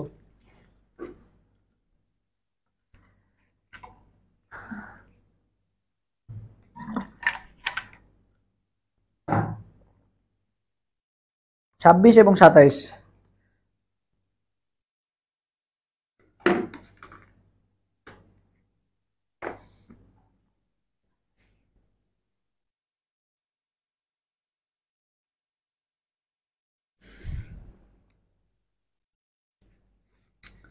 দেখো 26 নাম্বার কোশ্চেনটা বলা হয়েছে কি নিচের কোন যৌগটির বন্ধন কোণ ক্ষুদ্রতম আর কি, ঠিক আছে। আর 27 কি বলা হয়েছে অ্যামোনিয়াম ক্লোরাইড অণুর বন্ধন প্রকৃতি কি আর কি। আচ্ছা, তো দেখো দুইটা কোশ্চেন আমাদের জন্য খুবই গুরুত্বপূর্ণ। ক্ষুদ্রতমর ক্ষেত্রে আমরা আগে আসি যে পানির ক্ষেত্রে বন্ধন কোণের মান কত 104 ডিগ্রি। ওকে, অ্যামোনিয়া কত ডিগ্রি ভাইয়া 107 ডিগ্রি, এটা আমরা জানি। ওকে, এবার আসি BCl3 আর CH4। তো BCl3 তে দেখো তো আমাদের কি হইছে, BCl3 তে আমরা যদি একটু সংকরণটা করি বোরনের শেষ করতে হবে 3টা ইলেকট্রন আছে, ক্লোরিন যুক্ত হইছে 3টা ভাগ 2, তার মানে কত আসছে 3 আসছে, তার মানে কি সংকরায়ন sp2 সংকরায়ন। ওকে, আচ্ছা, আর CH4 এর ক্ষেত্রে কি সংকরায়ন আসবে CH4 এর ক্ষেত্রে আমাদের দেখো যে কার্বন কত শেষে কত কয়টা ইলেকট্রন আছে 4টা, হাইড্রোজেন যুক্ত হইছে কয়টা 4টা, ভাগ কত 2, তার মানে কত থাকতেছে 8 ভাগ 2 মানে কত থাকতেছে 4, তার মানে কত sp3। তার মানে আমরা বুঝতেই পারতেছি যে এখানে 3 হইছে আর এখানে কি হইছে 4 হইছে, তার মানে BCl3 আগেই বাদ। ঠিক আছে, তাহলে কোনটা হইতে পারে এই যে এই তিনটার মধ্যে যেটা আছে এই তিনটার মধ্যে হইতে পারে আর কি। ওকে, বাট দেখো CH4 এ কি আছে কোনো মুক্তজোড় ইলেকট্রন আছে, কোনো মুক্তজোড় ইলেকট্রন কিন্তু নাই। তার মানে আমরা জানি যে মুক্তজোড় ইলেকট্রন থাকলে কি হয় বন্ধন কোণের মান হ্রাস পায়। সো আমাদের অপশনটি তো আগেই বাদ, এখন অপশন এ তে যেহেতু কোনো মুক্তজোড় ইলেকট্রন নাই তাহলে অপশন এও বাদ। সো আমাদের কোনটা ক্ষুদ্রতম যেটায় মুক্তজোড় ইলেকট্রনের সংখ্যা বেশি থাকবে, অ্যামোনিয়াতে ভাই একটা মুক্তজোড় আছে আর পানিতে ভাই দুইটা মুক্তজোড় আছে, তার মানে ভাই অ্যানসার কোনটা হবে যেটায় মুক্তজোড় সংখ্যা বেশি, তার অ্যানসার কোনটা হবে 26 এর অ্যানসার হবে ভাই সি নাম্বার, 26 এর সি। 27 নাম্বার দেখো অ্যামোনিয়াম ক্লোরাইড অণুর বন্ধন প্রকৃতি। তবে অ্যামোনিয়াম ক্লোরাইড অণু কিভাবে তৈরি হয় এটাকে আমাদের বুঝতে হবে। সো অ্যামোনিয়াম ক্লোরাইড বা ফার্স্টে হচ্ছে অ্যামোনিয়া থাকে, অ্যামোনিয়া থেকে তোমার সন্নিবেশ সমযোজী বন্ধনের মাধ্যমে কি তৈরি হয় অ্যামোনিয়া থেকে অ্যামোনিয়াম তৈরি হয়। ঠিক আছে, তাহলে দেখো অ্যামোনিয়া গঠিত হইছে সমযোজী বন্ধনের মাধ্যমে, অ্যামোনিয়া থেকে যখন অ্যামোনিয়াম গঠিত হইলো সেটা হইলো সন্নিবেশ সমযোজী বন্ধনের মাধ্যমে। এখন ভাই অ্যামোনিয়ামের সাথে যখন ক্লোরাইড আয়ন গঠিত হয়ে NH4Cl টা তৈরি করছে তখন সেটার মধ্যে যে বন্ধনটা এটা হচ্ছে আয়নিক বন্ধন। তার মানে এখানে আয়নিক বন্ধন আছে, কোভ্যালেন্ট মানে সমযোজী বন্ধন মানে অ্যামোনিয়া আছে, ওকে, কোঅর্ডিনেট কোভ্যালেন্ট মানে সন্নিবেশ সমযোজীও আছে, তার মানে এখানে তিনটাই আছে। তাহলে অ্যানসার কোনটা হবে, অ্যানসার হবে ভাই ডি নাম্বারটা অল অফ দেম। ঠিক আছে, অল অফ দেম। ওকে, আচ্ছা 28 বেরিলিয়াম কোন গ্রুপের মৌল বলো, বেরিলিয়াম কোন গ্রুপের মৌল ইলেকট্রন বিন্যাস করেই বলে দেওয়া যাচ্ছে, hydrogen helium lithium beryllium, beryllium কত 4 1s2 2s2, তার মানে বেরিলিয়াম কোন গ্রুপের মৌল এস গ্রুপে যেহেতু গেছে তার মানে এস ব্লক মৌল, দেখেই বলে দেওয়া যাচ্ছে 28। 29 নাম্বার কোনটি অবস্থানান্তর মৌল বলো, কোনটি অবস্থানান্তর মৌল। এখন অবস্থানান্তর মৌল কারা, যাদের হচ্ছে কি থাকে D1 থেকে D9 যারা থাকে তাদেরকে আমরা কি বলি অবস্থানান্তর মৌল বলি। তবে ফার্স্ট অফ অল ম্যাগনেসিয়াম আর ক্যালসিয়াম তো ডি ব্লক মৌলই না, ম্যাগনেসিয়াম ম্যাগনেসিয়াম তো কি ভাইয়া ডি ব্লক মৌলই না, সরি ম্যাগনেসিয়াম আর নাইট্রোজেন তো কি ভাইয়া ডি ব্লক মৌলই না, ম্যাগনেসিয়াম আর নাইট্রোজেন কি ডি ব্লক মৌলই না। ক্যালসিয়াম যেটা আছে ক্যালসিয়াম কি 4s2 তেই শেষ, ওটাও কিন্তু কি ডি ব্লক মৌলের মধ্যে পড়ে নাই, তাহলে ক্যালসিয়ামও কি বাদ। নিকেলটা তুমি যদি দেখো, দেখো নিকেল কিন্তু তোমার কি আছে D1 থেকে D9 এর মধ্যে পড়ে গেছে, সো তোমার ইলেকট্রন বিন্যাস করা লাগতেছে না, তুমি চোখ বন্ধ করে বলে দিতে পারতেছো অ্যানসার কোনটা হবে নিকেল হবে। ঠিক আছে, অ্যানসার কোনটা হবে নিকেল হবে আর কি, 29 আনসার ডি হবে। আচ্ছা 30 নাম্বার বলো যে সিও অণুতে কার্বন পরমাণুটি কোন ধরনের সংগঠিত, সিও অণুতে বলো কার্বন মনোক্সাইড। এরপর সবাই 30 নাম্বার কোশ্চেন, আজকে দিনের লাস্ট কোশ্চেন আনসারটা সবাই দ্রুত দিয়ে দাও। 30 দেখো এটা হবে একই, আচ্ছা এটা হবে একই formula half V plus x, আমি অত ডিটেলসে গেলাম না। কেন্দ্রীয় পরমাণুকে কার্বন, কার্বনের শেষ করতে হবে কয়টি ইলেকট্রন আছে, কার্বনের শেষ করতে হবে কয়টি ইলেকট্রন আছে 4টা ইলেকট্রন আছে তাই না। সো 4টা যদি হয় অক্সিজেন কি দ্বিযোজী, হ্যাঁ অক্সিজেন কি দ্বিযোজী, তাহলে অক্সিজেনের সংখ্যা কয়টা আছে সেটা আমার কোনো ম্যাটারই করবে না, তাহলে 0 বসাই দিব। তাহলে 4 ভাগ 2 মানে কত 2 আসতেছে, আর 2 মানেই কি sp সংকরিত, তার মানে কি সংকরিত sp সংকরিত। ওকে, আচ্ছা সো আমরা ক্লাসে একেবারে শেষ পর্যায়ে। সো তোমাদের কাছে ক্লাসটা কেমন লাগলো এবং কারো কোনো কোশ্চেন থাকলে এখনই জানাতে পারো। আমরা অনেক রাত হয়ে গেছে, 12টা বেজে যাচ্ছে, 12টার আগে ইনশাআল্লাহ তোমাদেরকে শেষ করে দিছি। সো কারো কোনো কোশ্চেন আছে? কোশ্চেন থাকলে আর 1 মিনিটের মধ্যে জানাও।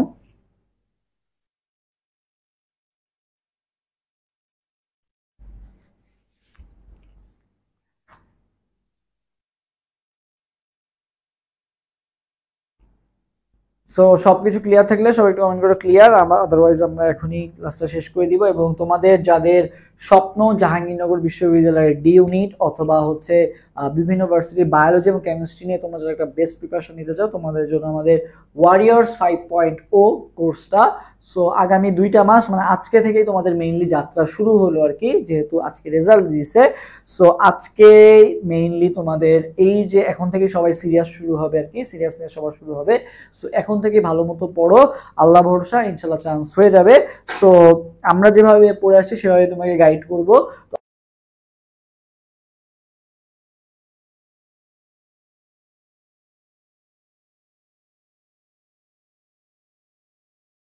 অক্টোবর আগামীকালকে এই সপ্তাহে যে সকল ক্লাস হয়েছে সেই সকল ক্লাসের উপর সবাইকে এক্সাম নেওয়া হবে আর কি। ওকে, সো আমি এটা আবার নোটিশ গ্রুপে দিয়ে দিব বা টেলিগ্রাম গ্রুপে বলে দিব আর কি, এই সপ্তাহে সকল ক্লাসের উপর এক্সাম অনুষ্ঠিত হবে আগামীকাল রাত 10টায়। সো এখন যেগুলো পড়তেছো বা আজকে যা যা পড়লা এই সবগুলাই কিন্তু তোমার কি হবে আগামীকালকে এক্সামে আসবে আর কি। সো রিভিশনটা দিয়ে ফেলো, তাহলে পড়াগুলা গেঁথে যাবে আর কি। ওকে, আচ্ছা।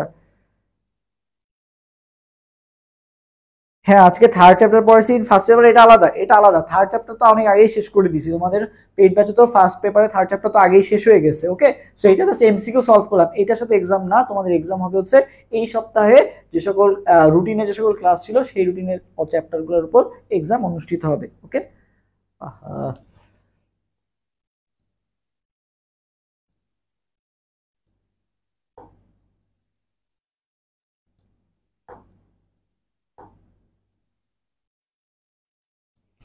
হুম।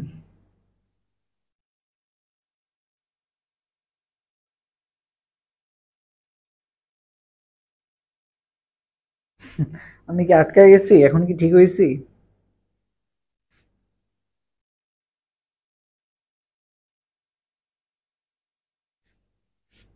আটকানো কি ঠিক হয়েছে এখন? 1 মিনিট দাঁড়াও।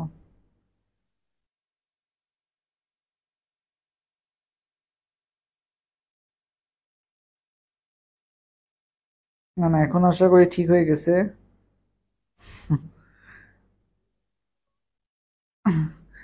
না না, একটু ইয়া হয়েছিল আর কি, এখন আশা করি ঠিক হয়ে গেছে। সো ভালো থাকো সবাই, অনেক রাত হয়েছে তোমাদের। হ্যাঁ, কালকে রাতে উইকলি এক্সাম। ওকে, এই এই সপ্তাহের উইকলি এক্সাম হবে আর কি। আজকে হচ্ছে তোমাদের একটা রিভিশন ক্লাস করাই দিলাম আর কি। ওকে, যে মাঝে মধ্যে আমরা এরকম রিভিশন ক্লাস করে এমসিকিউ গুলো সলভ করে দেবেন। 3 চ্যাপ্টার, চ্যাপ্টার 3 এর এমসিকিউ গুলো একটু প্যাচ মার্ক এমসিকিউ। সো ভালো মতো কোশ্চেন সলভ করো আর কি। ওকে, এই কয়েকটা দিন একটু প্যারায় থাকতে হবে।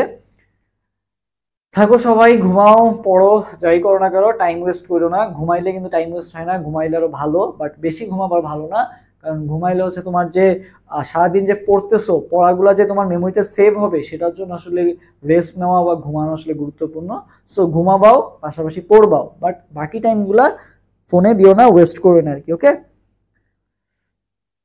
ঠিক আছে। সবাই হচ্ছে ভালো মতো পড়াশোনা করো। আর মাত্র 2টা মাস আছে, 2টা মাস পড়ার পর ফেসবুক বা রিলস দেখার অনেক টাইম পাবা। তো এই 2টা মাস একটু নিজের জন্য পড়ো, এবং তোমার যারা সেকেন্ড টাইমার আছে তোমাদের জন্য তো বলা যায় যে বোনাস। ঠিক আছে, কারণ হচ্ছে তোমাদের মানে অনেক বেনিফিট পাচ্ছ, সো এই বেনিফিটটা কাজে লাগাও, এটা আর কেউ পাচ্ছে না আর কি। আজ পর্যন্ত আর কোনো ব্যাচ এরকম বেনিফিট পায় নাই। সো 25 ব্যাচের জন্য আরো বলা যায় যে অনেক খারাপ একটা অবস্থা 25 ব্যাচের। ঠিক আছে, তো 25 ব্যাচ ইনশাল্লাহ কাম ব্যাক করবে। 25 ব্যাচের সেটাই দোয়া থাকলো, এবং পরিবেশের প্রতি শুভকামনা থাকলো। সো এটা আসলে কোনো ব্যাচ বেনিফিট পাচ্ছে, কোনো ব্যাচ পাচ্ছে না, এখানে আসলে কিছু বলার নাই, আসলে এটা আসলে ভাগ্য। সো যাই হোক, যা হবার সেটা তো যেটা ভাগ্যে লেখা আছে সেটা তো হবেই।